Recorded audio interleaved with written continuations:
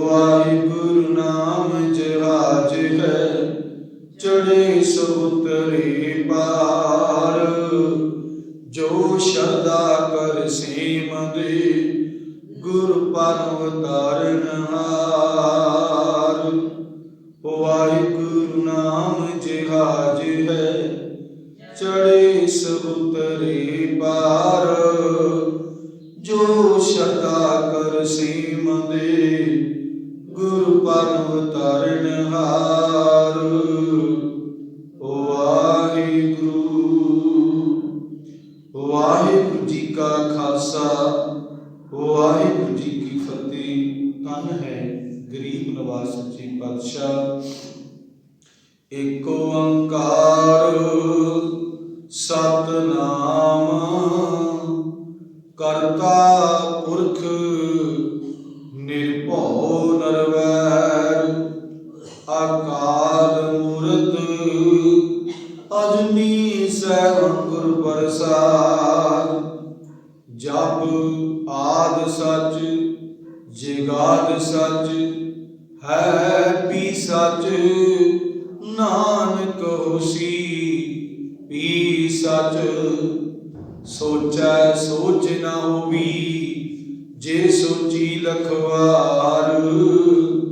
चुपै चुप न होवी, जे लाए हाल बतार। भुखिया भुख न उतरी, जे मन्ना पुरियां पार।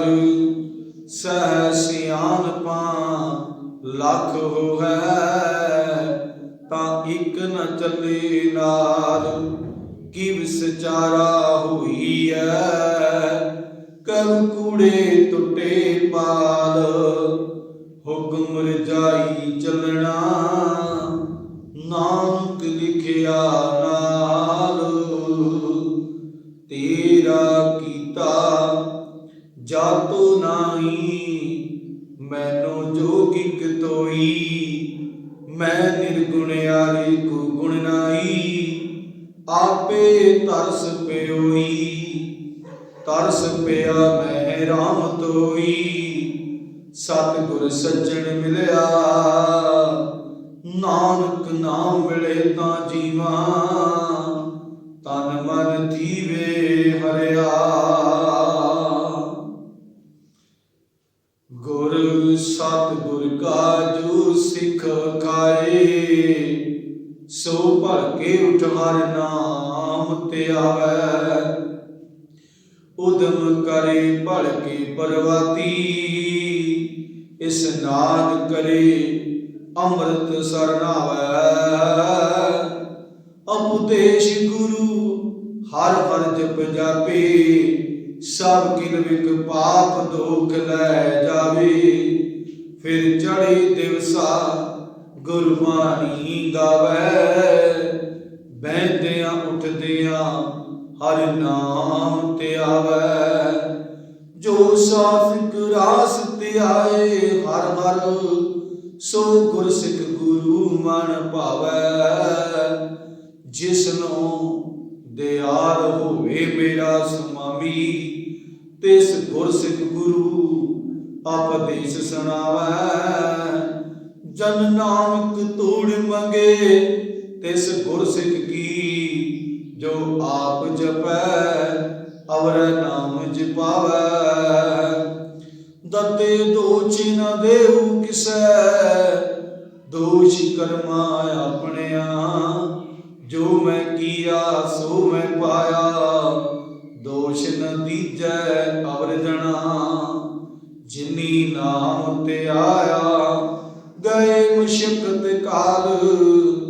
नानक ते मुख उजलै, केती छुटी नाल।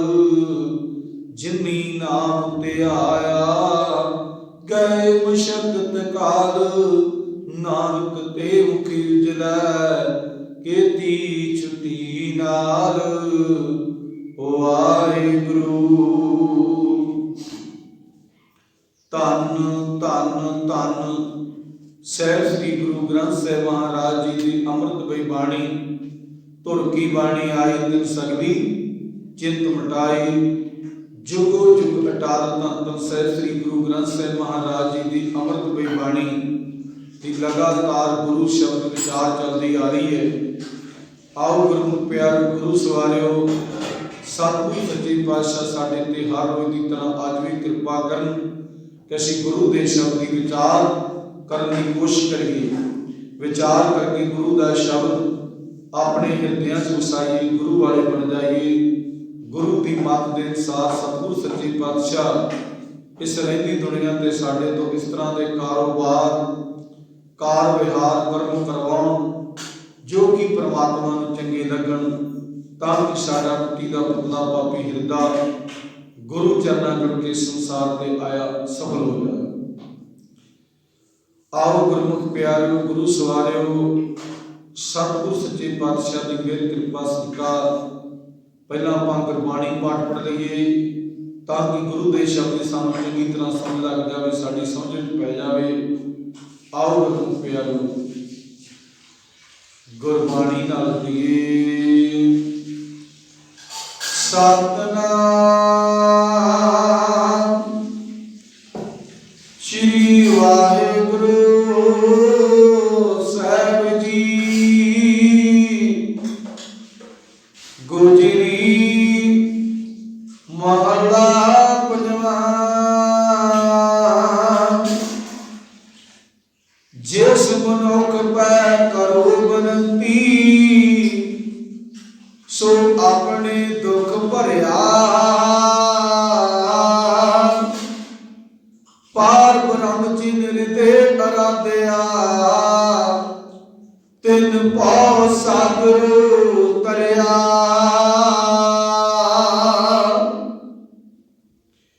जिस मनुख पै करो बनती, सो अपने दुख भरिया। पार ब्रह्म जिन हृदय अराध्या, तिन पौ सागर तरिया। गुर हर बिन को ना बिरता, दुख काटे। प्रभ तज अवर सेवका, जे होई तां तित मान महत जस घाटे। रहाओ माया के संबंध सैन साप, कित ही काम न आया। हर का दास नीच कुल ऊंचा, तिस संग मन बाष्ट फल पाया। लाख कोट बिकिया के बंजना, ता मैं तृष्णा बुझी। सिमरत नाम कोट बुझियारा, बस्त अगोचर सूझी। फिरत फिरत तुमरे द्वार आया, पै पंजन हर आया। साध के चरण तूर जन बाछे, सुख नानक एहो पाया। फिरत फिरत तुमरे द्वार आया, पै पंजन हर आया। साध के चरण तूर जन बाछे, सुख नानक एहो पाया। वाहिगुरु। धन धन धन ਸਾਹਿਬ ਸ੍ਰੀ ਗੁਰੂ ग्रंथ साहिब महाराज जी की अमृतमयी बाणी विच रात गुजरी महला पंजवां। धन धन ਸਾਹਿਬ श्री गुरु अर्जन देव महाराज जी के मुखारबिंद विचों उच्चारण की गई गुरबाणी, जो कि आपा गुरबाणी पाठ पढ़िया और सरवण किया है। आओ गुरमुख प्यारो, गुरु सवारियो, सतगुरु सच्चे पातशाह साडे सारिਆਂ ते किरपा करन। सानू सारिਆਂ ਨੂੰ ਇਹ सतगुरु सच्चे पातशाह की मेहर कृपा सदका गुरु परमात्मा परमेश्वर अगे अरदास बेनती प्रार्थना करया करिए कि सच्चे पातशाह गुरबाणी की सानू समझ आ जाए, गुरबाणी साडी समझ विच पै जावे ते परमात्मा जी साडा जीवन गुरबाणी नाल जुड़ जावे। असीं इस संसार ते गुरबाणी वांग विचरीए ताकि साडा भी ये मनुखा जन्म जिहड़ा परमात्मा ने सानू बख्शिश कीता है इस संसार ते आया सफल हो जाए। आओ गुरमुख प्यारो, गुरु सवारियो, अज वाला जिहड़ा शब्द है ना, गुरु अर्जन देव महाराज सच्चे पातशाह ने ज्ञान कीता है, दुनिया नूं समझाउणा कीता है। वैसे सुखमनी साहिब का पाठ इस तो बाद विच आउणा है, उस विच भी गुरु साहब जी ने सानू फरमान किया है, मनुख की टेक बिरथी जान, देवन को सब एके भगवान। और नाले असीं इतिहास पढ़ के वेख लीए, किते साडे गुरु साहिबानां दा इतिहास पढ़ के वेख लीए। गुरबाणी तो पढ़ते ही आपां, गुरबाणी दे विच सब कुछ लिखिआ है। गुरबाणी दे विच किते नहीं सानू दास ने ते गुरबाणी पढ़ी, सारा गुरु ग्रंथ साहिब महाराज पढ़िया, किते नहीं मिलिया कि गुरु साहिबाना ने गुरु नानक देव महाराज तो लैके गुरु गोबिंद सिंह महाराज ने किते लिखिया होवे विच भी भाई गुरु नानक देव महाराज ने लिखिया होवे भी मैनू पूजिया।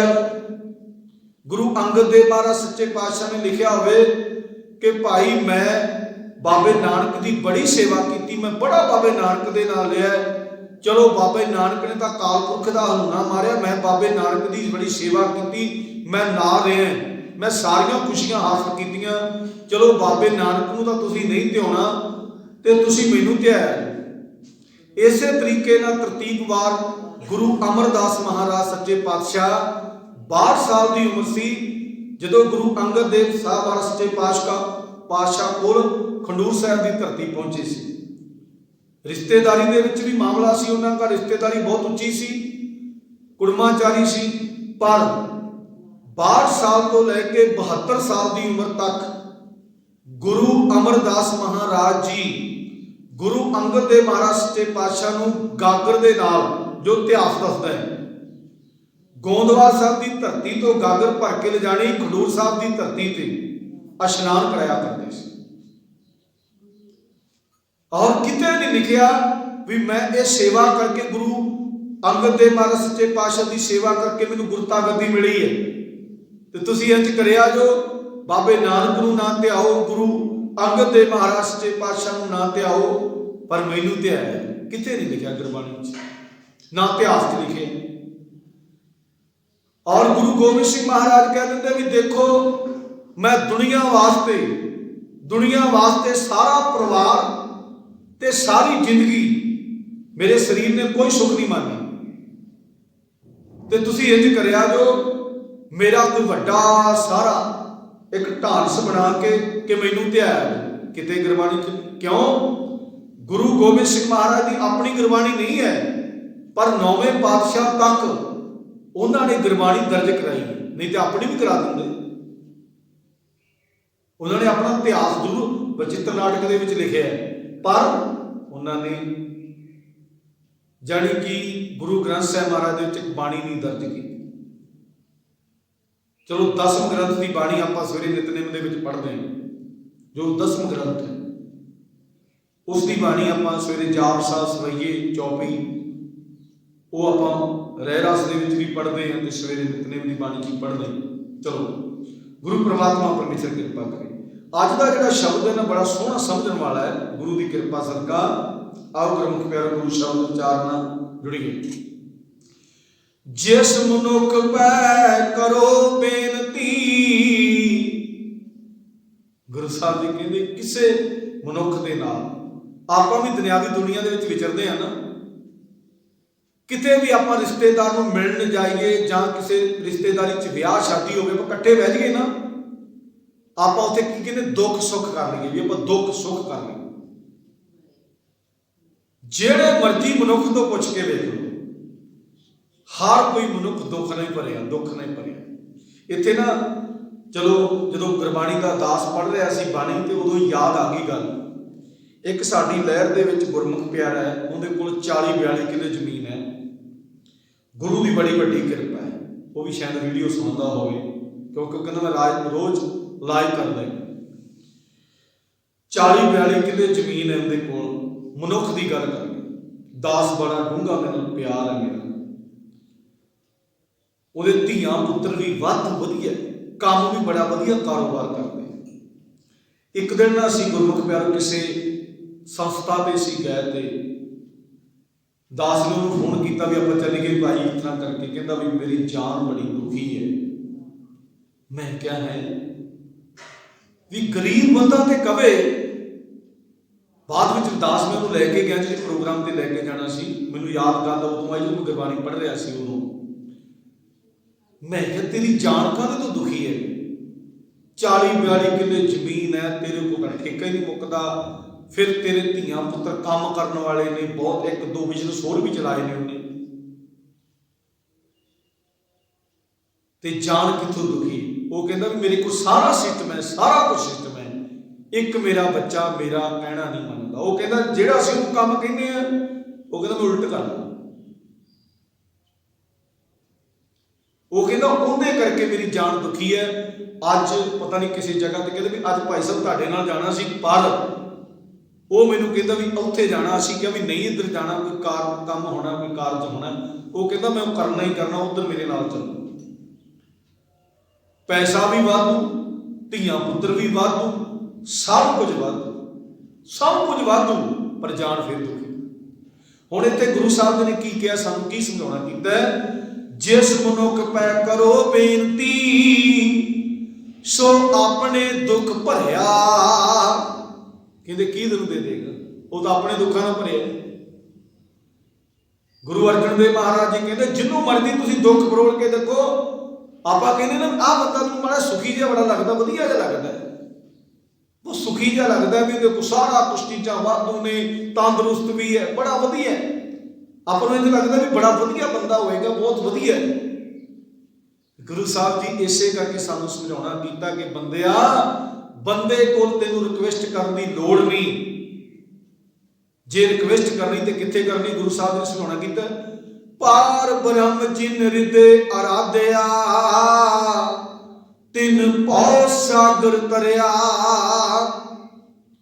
ਗੁਰੂ ਸਾਹਿਬ ਨੇ ਸਮਝਾਉਣਾ ਕੀਤਾ, ਜਿਸ ਮਨੁੱਖ ਪੈ ਕਰੋ ਬੇਨਤੀ, ਸੋ ਆਪਣੇ ਦੁੱਖ ਭਰਿਆ। ਦੁਨੀਆ ਨੂੰ ਦੁੱਖ ਦੱਸੀ ਚਲੋ, ਕੋਈ ਸੋਲਵ ਕਰਦਾ?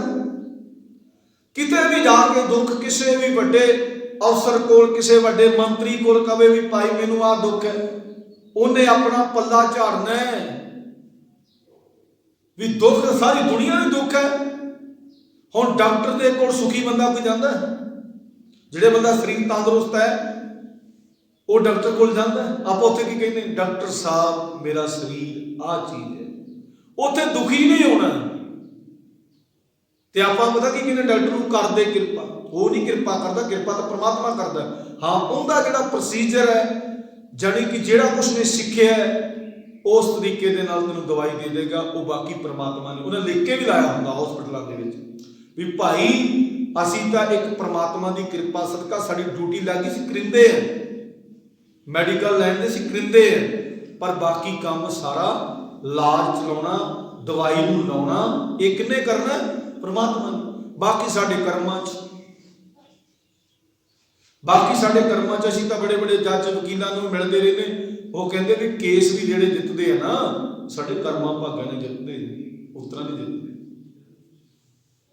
ਜੋ ਸਾਡੇ ਕਰਮਾਂ 'ਚ। ਪਹਿਲੀ ਗੱਲ, ਦੁੱਖ ਪ੍ਰਮਾਤਮਾ ਪਾਵੇ ਕਿਉਂ? ਪਾਵੇ ਕਿਉਂ? ਜਿਹੜਾ ਕੁਝ ਸਾਡੇ ਦੁੱਖ ਕਰਮਾਂ ਦੇ ਵਿੱਚ ਹੈ ਨਾ, ਉਹ ਮਿਲਣਾ ਹੈ। ਤੇ ਗੁਰੂ ਸਾਹਿਬ ਜੀ ਨੇ ਇਸੇ ਕਰਕੇ ਸਾਨੂੰ ਸਮਝਾਉਣਾ ਕੀਤਾ ਕਿ ਬੰਦਿਆ ਸਾਨੂੰ ਸਮਝ ਲੱਗ ਜਾਵੇ, ਸਾਨੂੰ ਸਾਰਿਆਂ ਨੂੰ ਸਮਝ ਲੱਗ ਜੇ।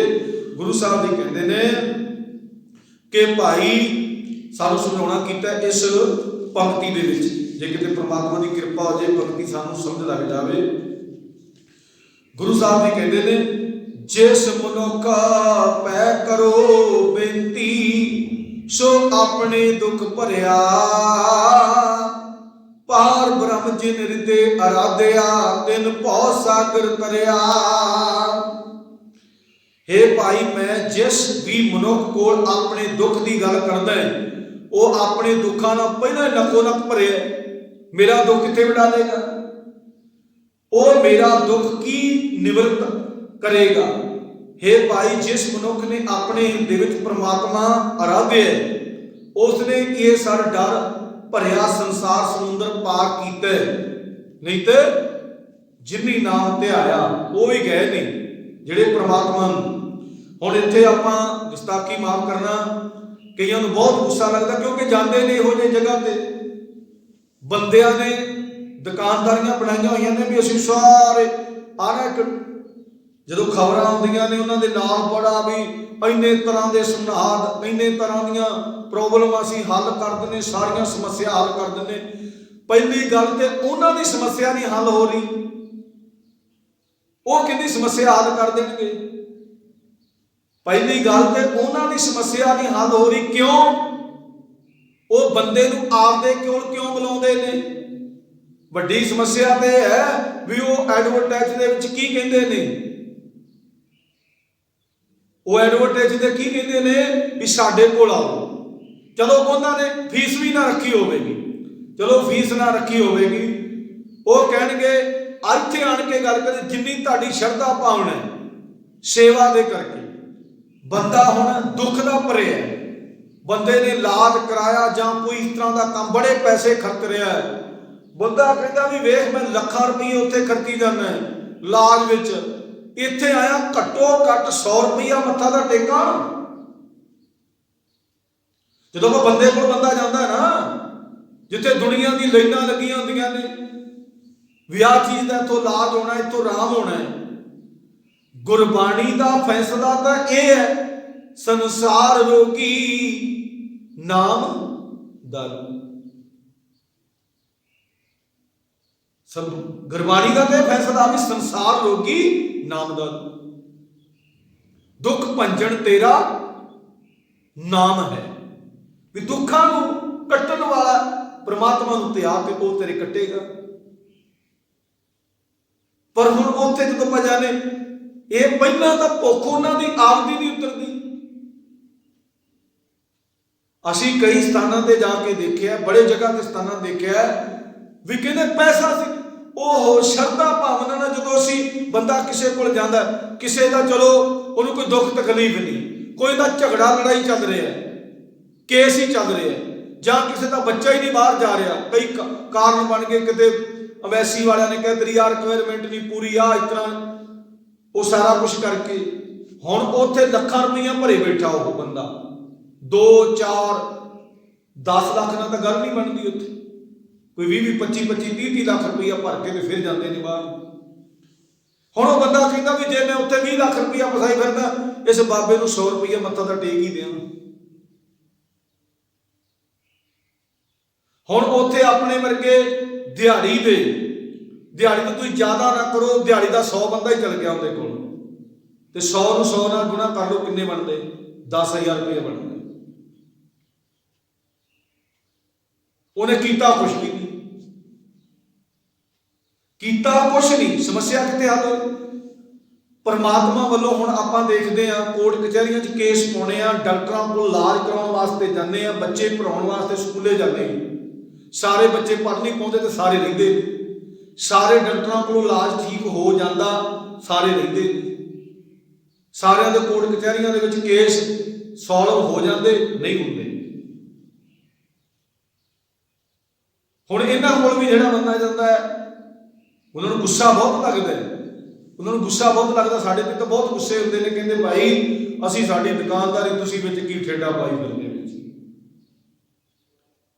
ਵਿੱਚ ਤੁਸੀਂ ਵੀ ਤੁਸੀਂ ਪ੍ਰਮਾਤਮਾ ਦੀਆਂ ਗੱਲਾਂ ਦੱਸ ਦਿੰਦੇ ਆ ਤੇ ਉਹ ਲੋਕ ਕਹਿੰਦੇ ਵੀ ਨਹੀਂ, ਲਾਜ ਤੇ ਪ੍ਰਮਾਤਮਾ ਕਰਦਾ ਹੈ। ਵੀ ਗੁਰਬਾਣੀ ਕਹਿੰਦੀ ਵੀ ਸਾਰਾ ਹੱਥ ਵਾਸੀ ਪ੍ਰਮਾਤਮਾ ਦੇ ਹੱਥ ਵਿੱਚ ਹੈ, ਕਿਸੇ ਬੰਦੇ ਦੇ ਹੱਥ ਵਿੱਚ ਨਹੀਂ।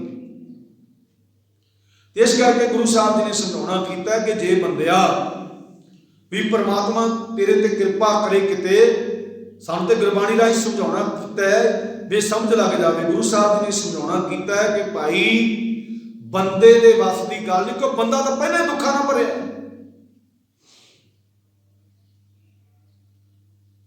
ਬੰਦਾ ਪਹਿਲਾਂ ਹੀ ਦੁੱਖਾਂ ਨਾਲ ਭਰਿਆ। ਕੋਈ ਸੰਸਾਰ ਦੇ ਵਿੱਚ ਕੋਈ ਇਸ ਤਰ੍ਹਾਂ ਦਾ ਬੰਦਾ ਹੈ, ਕੋਈ ਸੰਸਾਰ ਦੇ ਵਿੱਚ ਇਸ ਤਰ੍ਹਾਂ ਦਾ ਬੰਦਾ ਹੈ ਵੀ ਆਪਣੇ ਕੋਲੋਂ ਪੈਸਾ ਲਾ ਕੇ ਬਿਲਕੁਲ ਫ੍ਰੀ ਦਵਾਈ ਦਿੰਦਾ, ਫ੍ਰੀ ਦਵਾਈ ਦਿੰਦਾ ਹੋਵੇ। ਕੋਈ ਬੰਦਾ ਇਸ ਤਰ੍ਹਾਂ ਦਾ ਆਪਾਂ ਨੂੰ ਲੱਭ ਜੇ। ਕੋਈ ਬੰਦਾ ਆਪਣੇ ਕੋਲੋਂ ਪੈਸਾ ਲਾ ਕੇ ਫ੍ਰੀ ਪਰ ਐਜੂਕੇਸ਼ਨ ਕਰਾਉਂਦਾ ਹੋਵੇ ਵੀ ਕੋਈ ਇੱਕ ਆਨਾ ਵੀ ਅਸੀਂ ਨਹੀਂ ਲਵਾਂਗੇ। ਆ ਸਰਕਾਰੀ ਸਕੂਲ ਨੇ, ਉਹਨਾਂ 'ਚ ਫੀਸ ਲੱਗਦੀ ਹੈ ਤੇ ਸਰਕਾਰੀ ਸਕੂਲ ਦਾ ਢਾਂਚਾ ਨਹੀਂ ਪਤਾ ਕਿ ਕਿਸ ਤਰ੍ਹਾਂ ਦਾ ਢਾਂਚਾ। ਜੇ ਟੀਚਰ ਹੋਣਗੇ ਸਕੂਲ ਨਹੀਂ ਚੰਗਾ ਹੋਵੇਗਾ, ਜੇ ਸਕੂਲ ਚੰਗਾ ਹੋਵੇਗਾ ਟੀਚਰ ਨਹੀਂ ਹੋਣਗੇ, ਜੇ ਸਕੂਲ ਤੇ ਟੀਚਰ ਦੋਵੇਂ ਹੋਣਗੇ ਪੜ੍ਹਾਉਣ ਵਾਲੇ ਚੰਗੇ ਨਹੀਂ ਹੋਣਗੇ। ਸਿਸਟਮ ਹੈ ਨਾ। ਕੋਸੇ ਜਗ੍ਹਾ ਤੇ ਹੈ ਵੀ ਕੋਈ ਬੰਦਾ ਕਵੇ ਵੀ ਮੈਂ ਆਪਦੇ ਕੋਲੋਂ ਸਾਰਾ ਕੁਝ ਦੇਈ ਜਾਂਦਾ। ਇੱਕ ਬਾਬਾ ਨਾਨਕ ਦੀ ਬਾਣੀ ਹੈ, ਇਹ ਸਾਰਿਆਂ ਨੂੰ ਸ਼ਾਂਤੀ ਵਰਤਣ ਵਾਸਤੇ ਕਹਿੰਦੀ ਹੈ ਕਿ ਰੱਬ ਦੇ ਨਾਲ ਟੇਕ ਆਸਰਾ ਰੱਖੋ, ਰੱਬ ਦੇ ਟੇਕ ਆਸਰਾ ਰੱਖੋ, ਰੱਬ ਦੇ ਟੇਕ ਆਸਰਾ ਰੱਖੋ, ਆਪਣੇ ਮਨ ਨੂੰ ਸ਼ਾਂਤ ਰੱਖੋ। ਇੱਕ ਬਾਬੇ ਨਾਨਕ ਦੀ ਬਾਣੀ ਹੈ ਜੋ ਫ੍ਰੀ ਦੇ ਵਿੱਚ ਸਾਨੂੰ ਸਮਝਾਉਣਾ, ਕਦੇ ਸਾਡੇ ਮਨ ਨੂੰ ਟਿਕਾਉਣਾ ਚਾਹੁੰਦੀ। ਬਾਕੀ ਦੁਨੀਆ ਦਾ ਕੋਈ ਇਸ ਤਰ੍ਹਾਂ ਦਾ ਬੰਦਾ ਨਹੀਂ ਹੈ। ਇਸੇ ਕਰਕੇ ਸਾਨੂੰ ਸਮਝਾਉਣਾ ਕੀਤਾ ਹੈ। ਅੱਗੇ ਗੁਰੂ ਸਾਹਿਬ ਜੀ ਰਹਾਉ ਦੀ ਪੰਕਤੀ ਵਿੱਚ ਹੋਰ ਬੜਾ ਵੱਡਾ ਉਪਦੇਸ਼ ਬਖਸ਼ਦੇ ਨੇ ਸਾਨੂੰ। ਗੁਰ ਹਰ ਬਿਨ ਕੋ ਨਾ ਬਿਰਥਾ ਦੁਖ ਕਾਟੇ, ਪ੍ਰਭ ਤਾਜੀ ਅਵਰ ਸੇਵਕਾ, ਜੇ ਹੋਈ ਹੈ ਤਿਤ ਮਾਨ ਮਹੈਤ ਜਸ ਘਾਟੇ। ਗੁਰ ਹਰ ਬਿਨ ਕੋ ਨਾ ਬਿਰਥਾ ਦੁਖ ਕਾਟੇ, ਪ੍ਰਭ ਤਜ ਅਵਰ ਸੇਵਕ, ਜੇ ਹੋਈ ਹੈ ਤਿਤ ਮਾਨ ਮਹੈਤ ਜਸ ਘਾਟੇ। ਇਸ ਪੰਕਤੀ ਵਿੱਚ ਗੁਰੂ ਸਾਹਿਬ ਜੀ ਨੇ ਰਹਾਉ ਦੀ ਪੰਕਤੀ ਵਿੱਚ ਗੁਰੂ ਸਾਹਿਬ ਜੀ ਕਹਿੰਦੇ ਨੇ ਸਾਨੂੰ ਸਮਝਾਉਣਾ ਕੀਤਾ ਹੈ, ਗੁਰ ਹਰ ਬਿਨ ਕੋ ਨਾ, ਕੋ ਨਹੀਂ, ਬਿਰਥਾ। ਬਿਰਥੇ ਦਾ ਮਤਲਬ ਹੈ ਇੱਥੇ ਪੀੜਾ, ਦੁੱਖ ਕਾਟੇ। ਵੀ ਪ੍ਰਮਾਤਮਾ ਦੀ ਇੱਕ ਤਾਂ ਬਿਰਥਾ ਹੁੰਦਾ ਨਾ ਵੀ ਬਿਨਾ ਮਤਲਬ ਨੂੰ ਬਿਰਥਾ ਕਹਿੰਦੇ ਨੇ, ਬਿਰਥਾ ਹੀ ਚਲੇ ਗਿਆ, ਕੋਈ ਕੰਮ ਨਹੀਂ ਆਇਆ। ਇੱਥੇ ਬਿਰਥੇ ਦਾ ਅਰਥ ਹੀ ਹੈ ਵੀ ਪੀੜਾ। ਗੁਰੂ ਸਾਹਿਬ ਜੀ ਕਹਿੰਦੇ ਗੁਰ ਹਰ ਬਿਨ ਕੋ ਨਾ ਬਿਰਥਾ ਦੁੱਖ ਕਾਟੇ। ਹੇ ਭਾਈ, ਗੁਰੂ ਪਰਮਾਤਮਾ ਤੋਂ ਬਿਨਾ ਕੋਈ ਵੀ ਹੋਰ ਤੇ ਕਿਸੇ ਦਾ ਦੁੱਖ ਪੀੜ ਨਹੀਂ ਕੱਟ ਸਕਦਾ। ਆਪਾਂ ਕਈ ਵਾਰ ਨਾ ਡਾਕਟਰਾਂ ਦੇ ਕੋਲ ਜਾ ਕੇ ਰੱਬ ਕਿਰਪਾ ਕਰੇ ਸਭ ਤੇ ਸਭ ਦਾ ਇਲਾਜ ਹੋਵੇ, ਸਭ ਨੂੰ ਰੱਬ ਤੰਦਰੁਸਤੀਆਂ ਬਖਸ਼ੇ। ਹੁਣ ਕਈ ਵਾਰ ਇਹ ਕਾਰਨ ਬਣਦਾ ਹੈ ਡਾਕਟਰ ਆਪਣਾ ਪੂਰਾ ਜ਼ੋਰ ਲਾ ਦਿੰਦੇ। ਡਾਕਟਰ ਜਿੰਨੀ ਕੋ ਉਹਨਾਂ ਨੂੰ ਜਾਣਕਾਰੀ, ਜਿਸ ਤਰ੍ਹਾਂ ਦਾ ਉਹਨਾਂ ਕੋਲ ਸਿਸਟਮ ਹੈ, ਬੰਦੇ ਦੇ ਅੰਦਰੋਂ ਪੀੜਾ ਨਹੀਂ ਹਟਦੀ। ਬੰਦਾ ਫਿਰ ਕੀ ਕਹਿੰਦਾ ਹੈ, ਕਹਿੰਦਾ ਰੱਬਾ ਡਾਕਟਰਾਂ ਨੇ ਤਾਂ ਜ਼ੋਰ ਲਾ ਲਿਆ, ਹੁਣ ਤੂੰ ਹੀ ਲਾ ਲਾ। ਬੰਦਾ ਕਈ ਵਾਰ ਕਹਿੰਦਾ ਨਾ, ਉਹੀ ਗੱਲ ਗੁਰੂ ਅਰਜਨ ਦੇਵ ਮਹਾਰਾਜ ਜੀ ਸਾਨੂੰ ਸਮਝਾਉਣਾ ਕਰਦੇ ਨੇ ਕਿ ਬੰਦਿਆ, ਕੋਈ ਵੀ ਦੁਨੀਆ ਦਾ ਬੰਦਾ ਬੰਦੇ ਨੂੰ ਸੁਖੀ ਨਹੀਂ ਕਰ ਸਕਦਾ, ਕੋਈ ਦੁਨੀਆ ਦਾ ਬੰਦਾ ਬੰਦੇ ਨੂੰ ਦੁਖੀ ਨਹੀਂ ਕਰ ਸਕਦਾ। ਹੁਣ ਅਸੀਂ ਕਈ ਵਾਰ ਇਹਨੂੰ ਪਹਿਲੇ ਕਰਦੇ ਆ, ਜਿਹੜੇ ਤੁਰੇ ਫਿਰਦੇ ਨੇ ਪਿੰਡਾਂ 'ਚ ਵੀ ਪਖੰਡੀ ਵਹਿਮੀ ਭਰਮੀ, ਨਾ ਉਹ ਦੁਖੀ ਕਰ ਸਕਦੇ ਨੇ ਤੇ ਨਾ ਸੁਖੀ ਕਰ ਸਕਦੇ। ਸਿਰਫ ਉਹਨਾਂ ਦੀ ਦੁਕਾਨਦਾਰੀ ਹੈ। ਬੰਦਾ ਬੰਦੇ ਨੂੰ ਕੋਈ ਨਾ ਦੁਖੀ ਕਰ ਸਕਦਾ ਨਾ ਸੁਖੀ ਕਰ ਸਕਦਾ। ਉਹਦੇ ਕਰਮਾਂ ਦਾ, ਜੇ ਤਾਂ ਉਹਦੇ ਕਰਮਾਂ 'ਚ ਸੁੱਖ ਹੈ ਤੇ ਸੁੱਖ ਕੱਟੇਗਾ, जे उहदे कर्मां 'च दुख है तो दुख कटेगा। हाँ, एक है गुरबाणी के मुताबिक भी, जे परमात्मा नूं गुरु गोबिंद सिंह महाराज सच्चे पातशाह ने जो पहली भगाणी का युद्ध लड़िया, उस तो पहला अरदास बेनती की, जिहड़ा आपां चौपी साहब का पाठ पढ़ते, जिहड़ा चौपी साहब का आपां पाठ करते, हमरी हाथ देकर रक्षा, भी मेरी हाथ रख के रक्षा करे। ते फिर गुरु साहब जी ने खीरली पंक्तियां में की किया, खड़ग केत मैं सरण तिहारी, मैं तेरे अगे खड़ गया परमात्मा जी, खड़ग केत मैं सरण तिहारी, आप हाथ दे लेहो अवारी, आप हाथ दे के ये बारी तुसी मैनू बचा लो, वो तेरे कोल है। खड़ग केत मैं सरण तिहारी, आप हाथ दे लेहो बारी, सर्ब ठोर मोह हो सहाई, सर्ब ठोर सारी जगह ते तू सहाई है। जे असी जंग जद भी लड़ लगे हाँ, उत्थे भी तेरी कृपा होनी।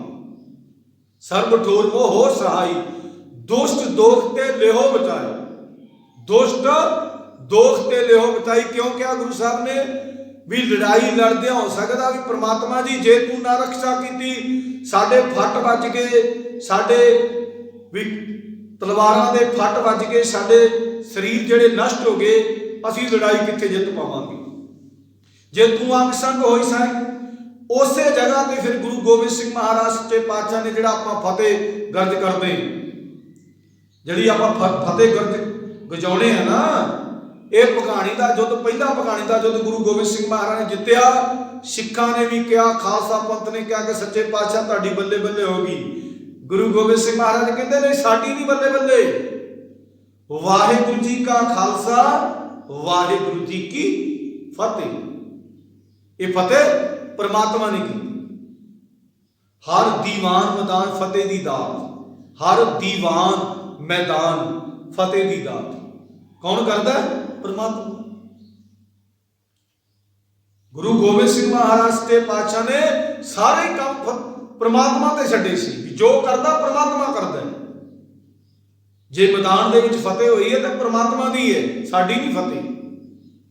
जब गुरु गोबिंद सिंह जी तो आप एक दो काम कर लिए ना, चलो गुरु गोबिंद सिंह महाराज तो जंग जित्ती, आप कदे दुनियावी किसी बंदे का कोई माड़ा मोटी कार्य कर दिए वेख्या, मेरे तो बिना नहीं कर सकता सी।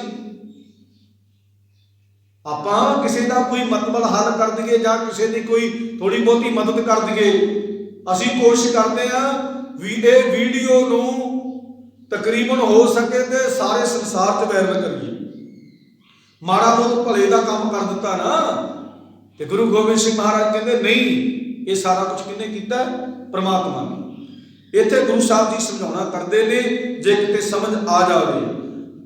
गुर हर बिन को ना बिरथा दुख काटे, प्रभ तज अवर सेवक जे होई है, तित मान महत जस काटे।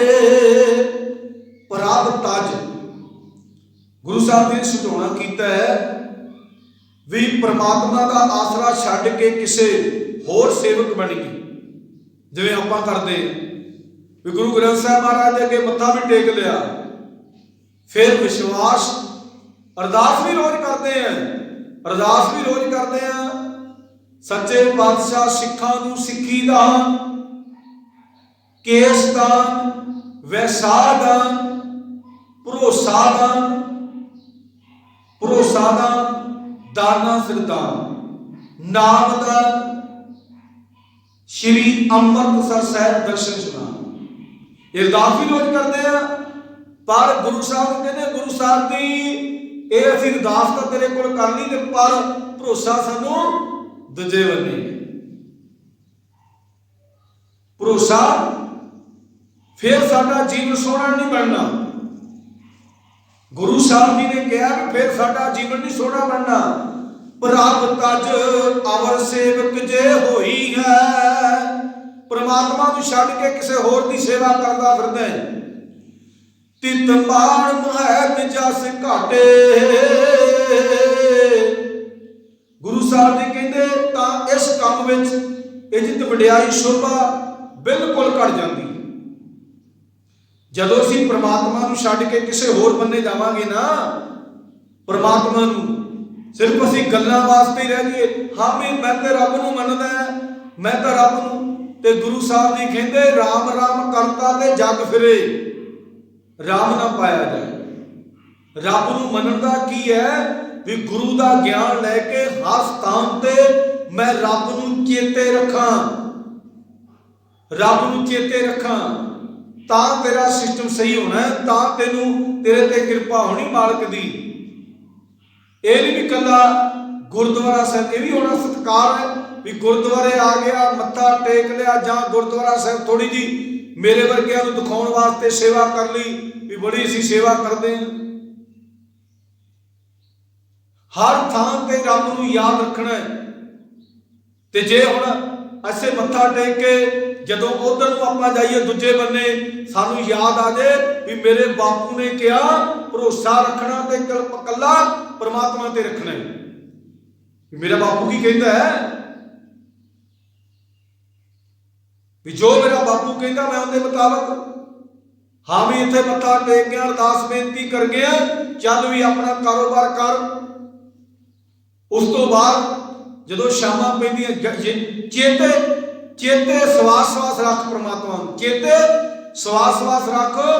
पर जदों शामां पैंदियां फिर कि सच्चे पातशाह किते गुरबाणी का सुभाग मिल जाए, जां किते परमात्मा जी तेरे में सिमरन का सुभाग मिल जाए भी जबान नाल हर हसना हर गाइए, परमात्मा का रस भरिया जस गैन करना, जिन्होंने सोला कहते हैं उनका जस ही भी जस गैन करना।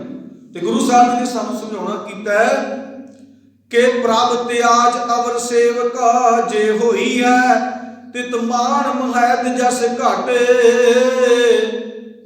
विजे रब दा जाने कि परमात्मा की गुरबाणी ने तो सानू समझाउणा कर दिता, परमात्मा तो बिना किसी होर बन्ने जाएगा, किसी दे होर दे खरौड़े पूजेगा, रब तेरे ते, क्योंकि मनुख बारे तो दस दिता, मनुख दा बारे तो दस दिता। हुण गुरमुख प्यारो गुस्ताखी माफ करना, ਜਿਹੜੇ ਅਸੀਂ ਦੁਨੀਆ ਮਨੁੱਖਾਂ ਨੂੰ ਪੁੱਛਦੇ ਹਾਂ ਤੇ ਅਸੀਂ ਕਹਿੰਦਾ ਵੀ ਤੁਸੀਂ ਕਿਉਂ ਕਹਿੰਦੇ ਇਹ ਕਿਹੜਾ ਮਾੜਾ ਕੰਮ ਕਰਦੇ ਨੇ, ਚੰਗੇ ਕੰਮ ਕਰਦੇ ਨੇ। ਹੁਣ ਸਾਨੂੰ ਵਿਚੋਲੇ ਦੀ ਕੋਈ ਲੋੜ ਹੈ, ਵਿਚੋਲੇ ਦੀ ਲੋੜ ਹੈ। ਉਹ ਕੀ ਕਰਦਾ ਵੀ ਅਮੀਰ ਘਰਾਂ ਦੇ ਵਿੱਚੋਂ ਪੈਸੇ ਲੈ ਕੇ, ਜਦੋਂ ਹੁਣ ਕਹਿ ਦਿੱਤਾ ਇੱਥੇ ਸਾਨੂੰ ਤਾਂ ਕਈ ਮਿਲਦੇ ਨੇ ਵੀ ਬਾਬਾ ਸਾਡੇ ਜਿਹੜੇ ਬਾਬੇ ਨੇ, ਚਲੋ ਸਾਰਿਆਂ ਦਾ ਕੰਮ ਕੋਮਣ ਹੀ ਨਾ ਲੈ ਦਈਏ, ਉਹ ਕਹਿ ਦਿੰਦੇ ਨੇ हाँ भी तुसीं 50,000 तुहाडी सेवा आ गई भाई, 50,000 लग गई तुहानूं सेवा।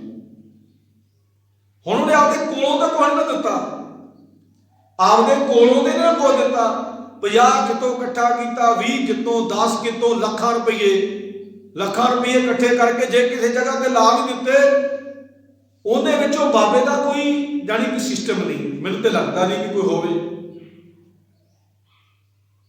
असी सीधा डायरेक्ट किसी की सेवा करनी है, किसी की मदद करनी है, डायरेक्ट कर दिए। हो सके उन्हां पैसिਆਂ ਨੂੰ ਲੈ के ते हो सके कोई गलत काम भी करता हो, वो गलत काम भी करता जो हो रहा है।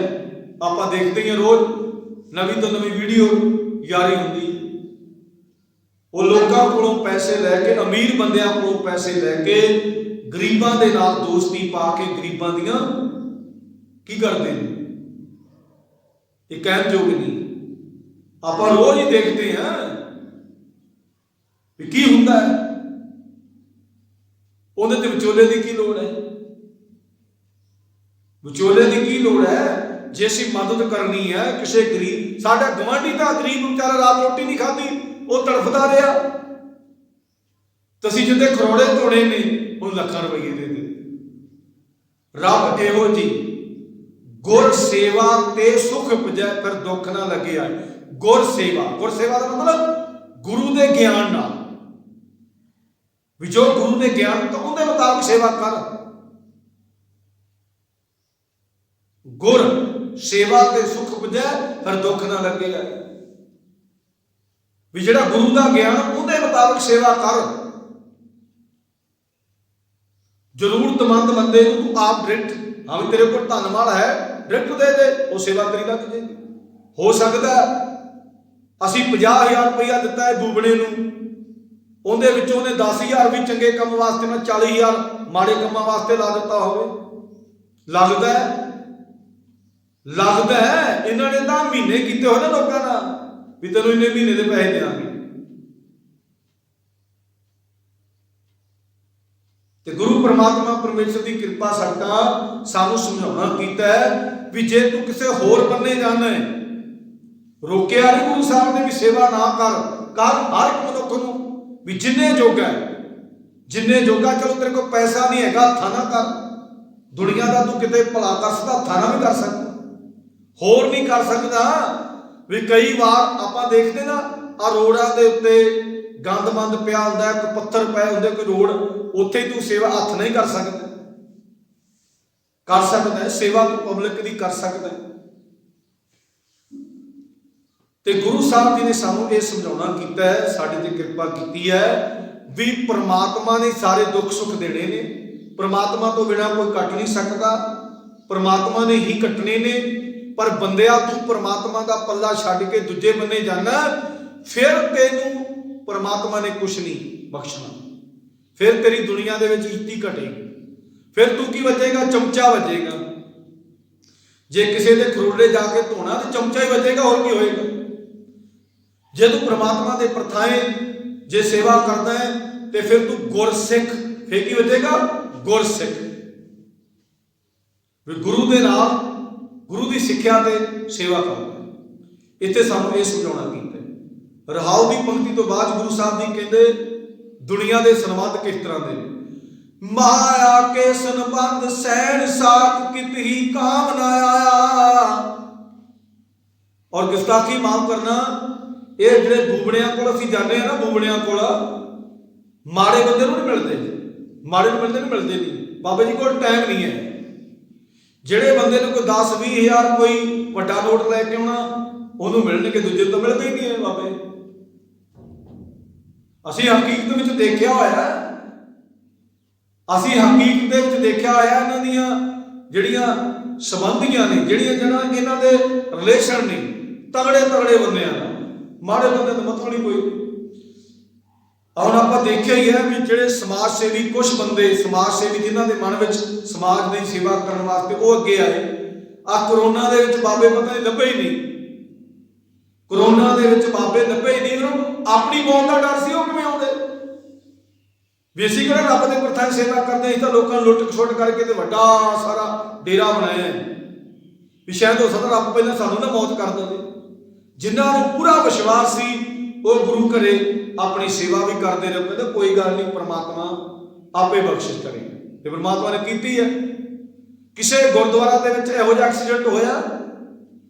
ਕਿਸੇ ਗੁਰਦੁਆਰੇ ਦੇ ਵਿੱਚ ਐਕਸੀਡੈਂਟ ਨਹੀਂ ਹੋਇਆ।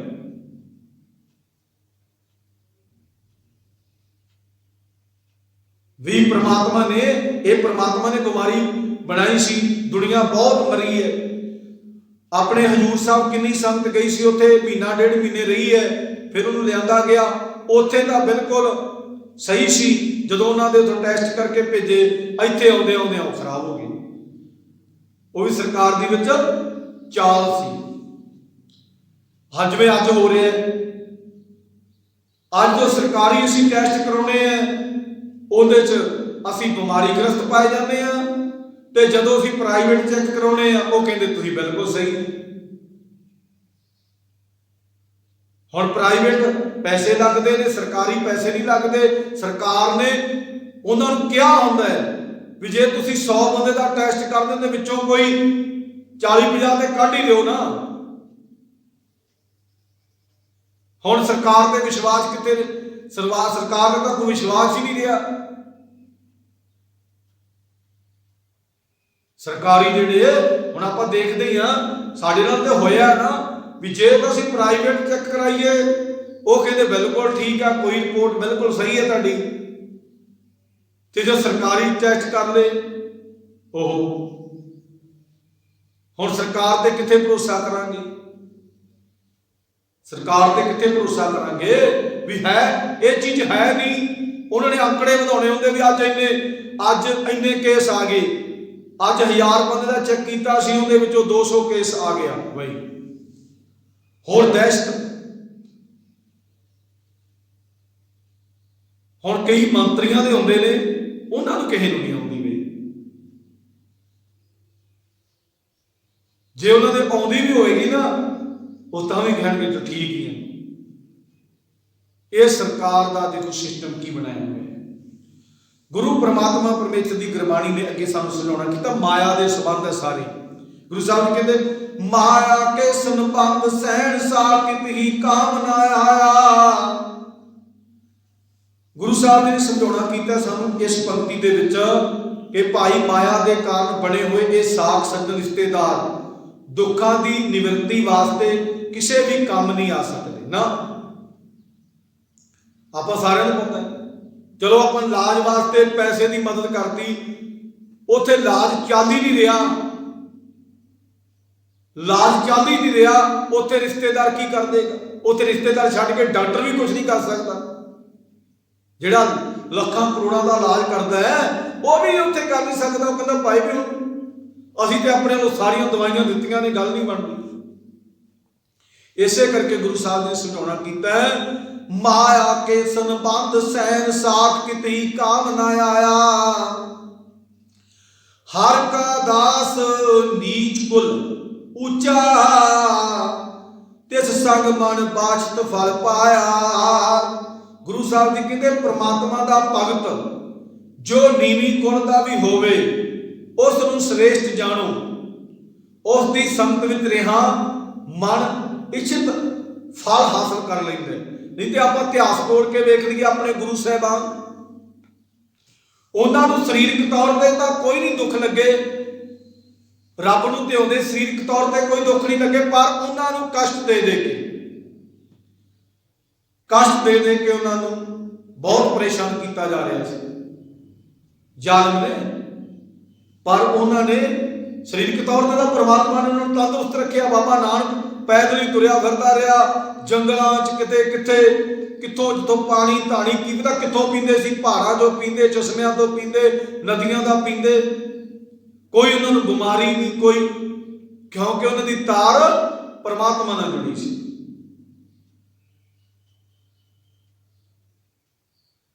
ਇਸੇ ਕਰਕੇ ਗੁਰੂ ਸਾਹਿਬ ਨੇ ਸਮਝਾਉਣਾ ਕੀਤਾ ਕਿ ਬੰਦਿਆ, ਇਹ ਦੁਨੀਆ ਦੇ ਜਿਹੜੇ ਲੋਕ ਨੇ, ਇਹਨਾਂ ਦਾ ਤਾਂ ਮਾਇਆ ਨਾਲ ਸੰਬੰਧ ਹੈ। ਜਿੰਨਾ ਚਿਰ ਮਾਇਆ ਜਾਇਜ਼ ਹੈ, ਉਦੋਂ ਮਾਇਆ ਗਈ ਹੈ ਕਹਿ ਗਏ। ਤੇ ਗੁਰੂ ਸਾਹਿਬ ਜੀ ਕਹਿੰਦੇ, ਪ੍ਰਮਾਤਮਾ ਦਾ ਭਗਤ ਜੋ ਨੀਵੀਂ ਕੁਲ ਦਾ ਵੀ ਹੋਵੇ, ਉਸ ਨੂੰ ਸ੍ਰੇਸ਼ਟ ਜਾਣੋ, ਉਸ ਦੀ ਸੰਗਤ ਵਿੱਚ ਰਿਹਾ ਮਨ ਇੱਛਤ ਫਲ ਹਾਸਲ ਕਰ ਲਈਦਾ। ਹੁਣ ਆਪਾਂ ਵਿਸਾਖੀ ਮਾਫ ਕਰਨਾ, ਆਹ ਦੁਨੀਆ ਦੇ ਉੱਤੇ ਆਪਾਂ ਕਿਹਨੂੰ ਮੰਨੇ? ਜਿਹੜੇ ਬਾਬੇ ਦੇ ਨਾਲ ਬੜੀ ਦੁਨੀਆ ਇਕੱਠੀ ਹੋਈ ਉੱਥੇ ਵੀ ਆ ਦੱਸਦੇ ਨਾ ਕਈ ਬੰਦੇ, ਅੰਧੀ ਰਿਆਇਤ ਗਿਆਨ ਵਿਆਹੁਣੀ। ਬਾਬੇ ਨੇ ਉਹੋ ਜਿਹਾ ਸਿਸਟਮ ਬਣਾ ਲੈਣਾ ਵੀ ਲੋਕਾਂ ਨੂੰ ਇਕੱਠੇ ਕਿਵੇਂ ਕਰਨਾ ਹੈ, ਉਹੋ ਜਿਹਾ ਉਹਨੇ ਇੱਕ ਪ੍ਰੋਗਰਾਮ ਤੈਅ ਕਰ ਲੈਣਾ। ਲੋਕਾਂ ਨੇ ਮਗਰ ਆ ਗਏ, ਲੋਕਾਂ ਨੇ ਆ ਗਏ, ਉਸ ਤਰ੍ਹਾਂ ਕਰਨਾ ਹੀ। ਬਾਬੇ ਕੋਲ ਆਪਾਂ ਜਿਹੜਾ ਭਗਤ, ਤਾਂ ਭਗਤ ਪਤਾ ਕੌਣ ਹੁੰਦਾ ਹੈ? ਜਿਹੜਾ ਆਪਣੀ ਕਿਰਤ ਕਰਕੇ ਆਪਣੇ ਆਪ ਦਾ ਗੁਜ਼ਾਰਾ ਕਰੇ ਤੇ ਰੱਬ ਨੂੰ ਚੇਤੇ ਰੱਖੇ, ਉਹ ਆ ਭਗਤ।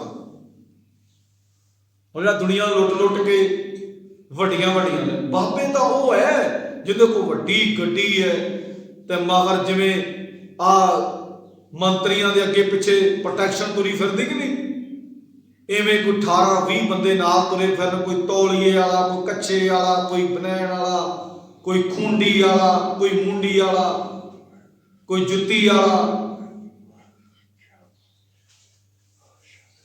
ਵੀ ਨਾਲ। ਅਸੀਂ ਉਹਨੂੰ ਕਹਿੰਦੇ ਵੀ ਇਹ ਰੱਬ ਨੂੰ ਮੰਨਦਾ। ਬਸ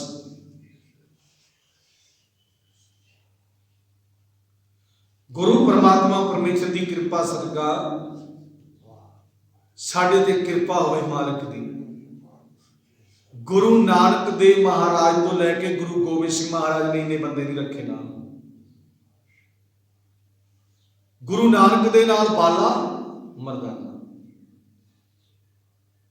ਕਿਉਂਕਿ ਪਹਿਲਾਂ ਗੁਰੂ ਦੇ ਸਿਧਾਂਤ ਨੂੰ ਸਮਝਾਉਣ ਵਾਸਤੇ ਉਹਨਾਂ ਨੇ ਦੋ ਹੀ ਤੇ ਜ਼ਿਆਦਾਤਰ ਮਰਦਾਨਾ ਨਾਲ ਰਹੇ, ਉਹ ਵੀ ਰੱਬ ਦਾ ਜਸ ਗਾਉਣ ਵਾਸਤੇ ਰਾਗ ਦੇ ਆਧਾਰ ਤੇ।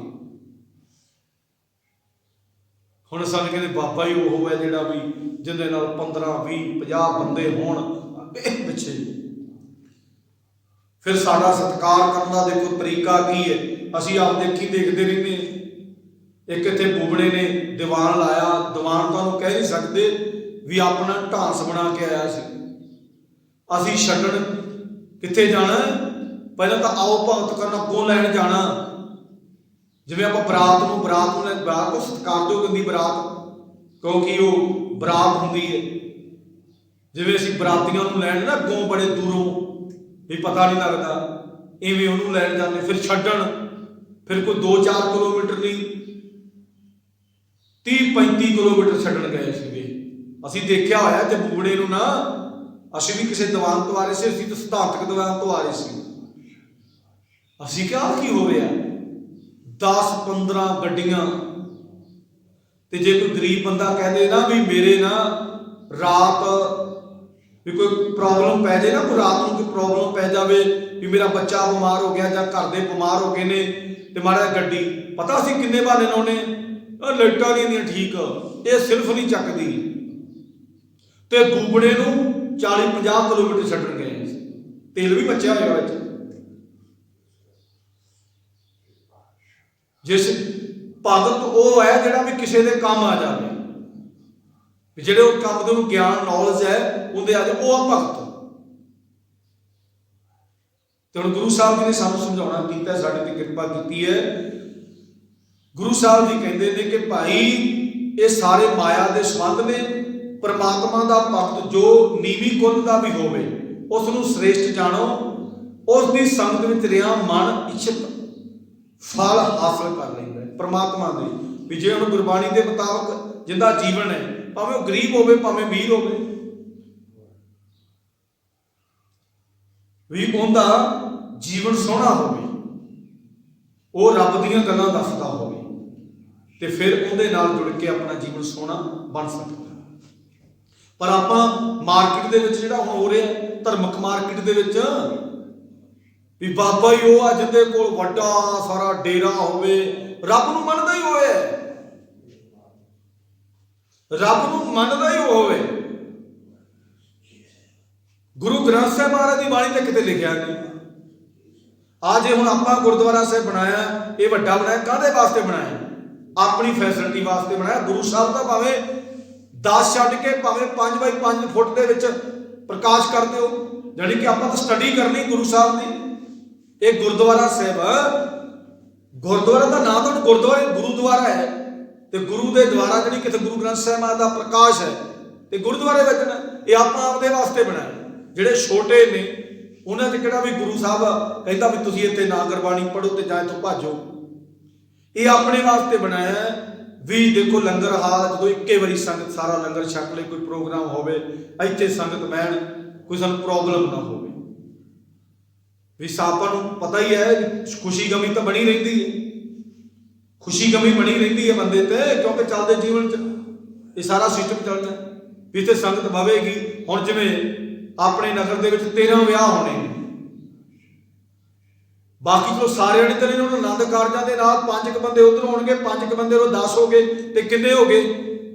13 ਦੇ ਨਾਲ 10 ਨੂੰ ਗੁਣਾ ਕਰ ਲਓ, 130 ਬੰਦੇ ਹੋ ਗਏ। 130 ਬੰਦੇ ਆਰਾਮ ਨਾਲ ਬਹਿ ਜਾਣਗੇ। ਇਹ ਆਪਣੀ ਫੈਸਿਲਿਟੀ ਬਾਅਦ, ਔਰ ਆਪਣੇ ਪ੍ਰਬੰਧਕ ਜਿੰਨੇ ਹੋਣਗੇ, ਆਪਣੇ ਜਿਹੜੇ ਇਲਾਕੇ ਦੀਆਂ ਸੰਗਤਾਂ ਹੋਣਗੀਆਂ, ਕੋਈ 100 ਹੀ ਬੰਦਾ ਹੋ ਜਾਣਾ, ਆਰਾਮ ਨਾਲ ਇੱਥੇ 200-250 ਬੰਦਾ ਆਰਾਮ ਨਾਲ ਬਹਿ ਜਾਏਗਾ। ਔਰ ਜਿਹੜਾ ਗੁਰਦੁਆਰਾ ਸਾਹਿਬ ਦੀ ਜਿਹੜੀ ਮਿੰਤੀ ਗਿਣਤੀ ਆ, ਉਹ ਕਹਿੰਦੇ ਵੀ ਇੱਕ ਟਾਈਮ 2000 ਬੰਦਾ ਬਹਿ ਸਕਦਾ। ਜਿਹੜੀ ਆਪਣੀ ਮਿੰਤੀ ਗਿਣਤੀ ਵੀ 2000 ਬੰਦਾ ਇਹ ਗੁਰਦੁਆਰਾ ਸਾਹਿਬ ਦੇ ਤੇ ਬਰਾਂਡੇ 'ਚ ਬਹਿ ਸਕਦਾ। ਵੀ ਕਿੰਨਾ ਵੱਡਾ ਪ੍ਰੋਗਰਾਮ ਹੋਵੇ, ਆਪਾਂ ਨੂੰ ਕੋਈ ਪ੍ਰਬੰਧ ਕਰਨ ਦੀ ਲੋੜ ਨਹੀਂ ਪਵੇ। ਇਸ ਕਰਕੇ ਬਣਾਇਆ, ਇਸ ਕਰਕੇ ਵੱਡਾ ਬਣਾਇਆ ਗੁਰਦੁਆਰਾ ਸਾਹਿਬ। ਹੋਰ ਕੋਈ ਇਹ ਤਾਂ ਨਹੀਂ ਹੈ ਗੁਰੂ ਸਾਹਿਬ ਵਾਸਤੇ, ਗੁਰੂ ਸਾਹਿਬ ਦੀ ਸਟੱਡੀ ਕਰਨ ਵਾਸਤੇ, ਗੁਰੂ ਸਾਹਿਬ ਦੀ ਬਾਣੀ ਪੜ੍ਹਨੀ ਕਾਹਦੇ ਵਾਸਤੇ? ਵੀ ਆਪਣੇ ਜੀਵਨ ਨੂੰ ਸੋਹਣਾ ਬਣਾਉਣਾ, ਸਟੱਡੀ ਕਰਨ ਵਾਸਤੇ। ਉਹ ਭਾਵੇਂ ਛੋਟਾ ਕਮਰਾ ਵੀ ਹੋਵੇ। ਹੁਣ ਦਰਬਾਰ ਸਾਹਿਬ ਹੈ, ਗੁਰੂ ਸਾਹਿਬ ਦਾ ਪ੍ਰਕਾਸ਼ ਕਰਨ ਵਾਸਤੇ ਕਿੰਨੀ ਕੁ ਜਗ੍ਹਾ ਹੈ, ਔਰ ਲੱਖਾਂ ਦੁਨੀਆ ਜਾਂਦੀ ਹੈ ਉੱਥੇ, ਲੱਖਾਂ ਸੰਗਤਾਂ ਜਾਂਦੀਆਂ ਨੇ। ਕੋਈ ਪ੍ਰਕਰਮਾਂ 'ਚ ਬਹਿ ਕੇ ਸੁਣ ਰਿਹਾ ਹੈ, ਕੋਈ ਬਾਹਰਲੇ ਬੰਨੇ ਬਹਿ ਕੇ ਸੁਣ ਰਿਹਾ ਹੈ। ਉੱਥੇ ਪ੍ਰੋਗਰਾਮ ਤਾਂ ਨਹੀਂ ਨਾ ਕਰਨਾ, ਪ੍ਰੋਗਰਾਮ ਤਾਂ ਨਹੀਂ ਨਾ ਹੋਣਾ ਉੱਥੇ। ਆਪਾਂ ਕਈ ਵਾਰ ਮਿਸਾਲ ਦਿੰਦੇ ਆ ਵੀ ਦਰਬਾਰ ਸਾਹਿਬ ਦੀ ਐਡੀ ਵੱਡੀ ਬਿਲਡਿੰਗ ਬਣਾਉਣ ਦੀ ਕਈਆਂ ਦੇ ਮਨ ਚ ਆਉਂਦਾ ਨਾ ਕਿ ਐਡੀ ਵੱਡੀ ਬਿਲਡਿੰਗ, ਉੱਥੇ ਤਾਂ ਸਿਰਫ ਨਿਤਾ ਪ੍ਰਤੀ ਜੋ ਗੁਰਬਾਣੀ ਦਾ ਪ੍ਰਵਾਹ ਚੱਲਦਾ ਰਹਿਣਾ, ਉੱਥੇ ਕੋਈ ਪ੍ਰੋਗਰਾਮ ਤਾਂ ਨਹੀਂ। ਉੱਥੇ ਵੀ ਜਿਹੜੇ ਅੰਮ੍ਰਿਤ ਸਾਹਿਬ ਪ੍ਰੋਗਰਾਮ ਕਰਦੇ ਨੇ ਹੋਰ ਗੁਰਦੁਆਰਿਆਂ ਸਾਹਿਬਾਂ 'ਚ ਕਰਦੇ ਨੇ ਜਿੱਥੇ ਇਸ ਤਰ੍ਹਾਂ ਬਿਲਡਿੰਗਾਂ ਬਣੀਆਂ ਨੇ ਵੱਡੀਆਂ ਵੱਡੀਆਂ।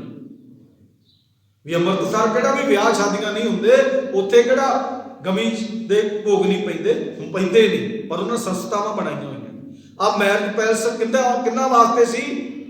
ਮੈਰਿਜ ਪੈਲਸ ਸੀਗੇ ਸ਼ਹਿਰਾਂ ਵਾਲਿਆਂ ਵਾਸਤੇ, ਵੀ ਘਰਾਂ 'ਚ ਜਗ੍ਹਾ ਥੋੜੀ ਥੋੜੀ ਹੁੰਦੀ ਸੀ, ਪਰ ਹੁਣ ਸ਼ਹਿਰਾਂ ਵਾਲੇ ਛੱਡੀ ਜਾਂਦੇ ਨੇ, ਉਹ ਚੁਨੀਆਂ ਚੜਾਵਾ ਦਾ ਕੰਮ ਹੀ ਸਿਸਟਮ ਕਰੀ ਜਾਂਦੇ ਨੇ, ਤੇ ਪਿੰਡਾਂ ਵਾਲੇ ਪਿੰਡੋਂ ਚੱਕਦੇ ਸਾਰਾ ਸਮਾਨ ਮੈਰਿਜ ਪੈਲਸ ਦੇ ਵਿੱਚ।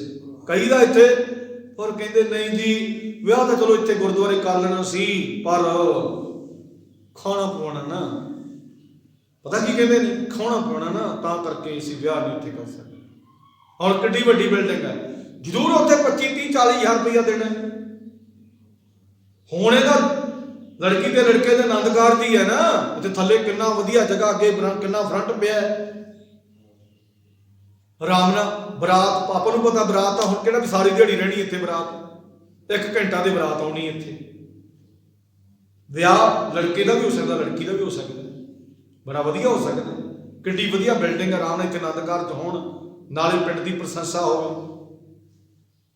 ਬਹੁਤੇ ਬੰਦੇ ਹੀ ਨਹੀਂ ਉਹ ਕਰ ਤੇ ਲੈਣਾ ਸੀ, ਪਰ ਥੋੜਾ ਜਿਹਾ ਨਾ ਖਵਾਉਣਾ ਪਿਆਉਣਾ, ਫਿਰ ਗੱਲ ਤਾਂ ਉੱਥੇ ਆ ਜਾਂਦੀ ਹੈ। ਗੁਰਮਤਿ ਦੇ ਸਿਧਾਂਤਾਂ ਤੋਂ ਤਾਂ ਸਹੀ ਵੱਖਰੇ ਹੋ ਕੇ ਕਰਨਾ ਕੰਮ, ਤੇ ਫਿਰ ਉੱਜੜਨਾ ਹੀ ਹੈ, ਫਿਰ ਉਹ ਤਾਂ ਸਾ ਸਿਸਟਮ ਬਣਨਾ ਹੀ। ਤੇ ਗੁਰਦੁਆਰਾ ਸਾਹਿਬ ਕੀ ਨਹੀਂ ਹੋ ਸਕਦਾ, ਵਧੀਆ ਹੈ, ਸਾਰੇ ਪ੍ਰੋਗਰਾਮ ਵਧੀਆ ਹੈ। ਗੁਰੂ ਪਰਮਾਤਮਾ ਪਰਮੇਸ਼ਰ ਸਾਨੂੰ ਸਮਤ ਬਖਸ਼ੇ। ਇਹ ਬਿਲਡਿੰਗ ਦੇ ਵਿੱਚ ਪਰਮਾਤਮਾ ਨਹੀਂ ਹੈ, ਪਰਮਾਤਮਾ ਦੇ ਸਿਧਾਂਤਾਂ ਬਾਰੇ ਗੁਰਦੁਆਰਾ ਸਾਹਿਬ ਹੈ। ਗੁਰਦੁਆਰਾ ਸਾਹਿਬ ਦੇ ਵਿੱਚੋਂ ਆਪਾਂ ਗੁਰਬਾਣੀ ਤੋਂ ਗਿਆਨ ਲੈ ਕੇ ਆਪਣਾ ਜੀਵਨ ਜੀਣਾ ਹੈ। ਇਸ ਕਰਕੇ ਗੁਰੂ ਸਾਹਿਬ ਨੇ ਸਮਝਾਉਣਾ ਕੀਤਾ ਵੀ ਭਗਤ ਗਰੀਬ ਤੇ ਅਮੀਰ ਨਾ ਜਾਣ, ਪਰ ਅਸੀਂ ਜਾਣਦੇ ਨਹੀਂ। ਜਿੱਥੇ ਵੱਡੇ ਬੜੀ ਦੁਨੀਆ ਜਾਂਦੀ, ਦੁਨੀਆ ਦੇ ਜਾਣਾ ਵੀ ਉੱਥੇ ਦੁਨੀਆ ਦੀ ਜਿਹੜੀ ਰਿਕੁਆਇਰਮੈਂਟ ਉੱਥੇ ਉਹਨਾਂ ਨੇ ਪੂਰੀ ਹੁੰਦੀ, ਖਾਣ ਪੀਣ ਪਹਿਨਣ ਸਭ ਕੁਝ ਮਿਲਦਾ।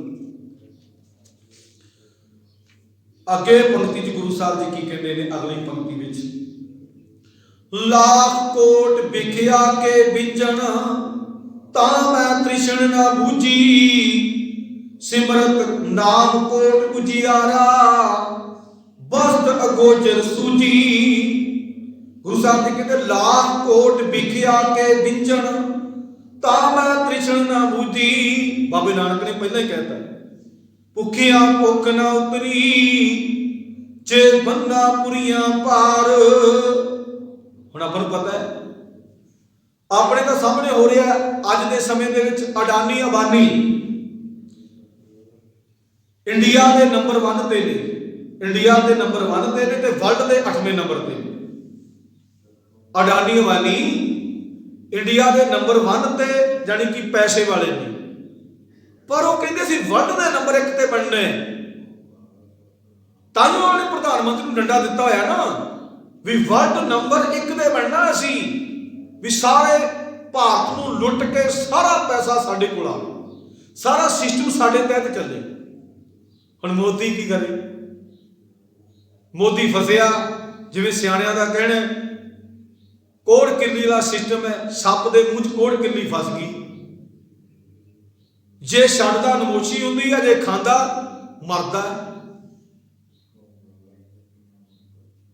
ਹੁਣ ਸੱਪ ਦੇ ਵਿੱਚ ਤਾਂ ਪਹਿਲਾਂ ਬੜੀ ਜ਼ਹਿਰ ਹੁੰਦੀ ਹੈ, ਇੱਕ ਕੋੜ ਕਿੱਲੀ ਚੱਲ ਗਈ, ਫਟਣਾ ਹੀ ਫਟਣਾ।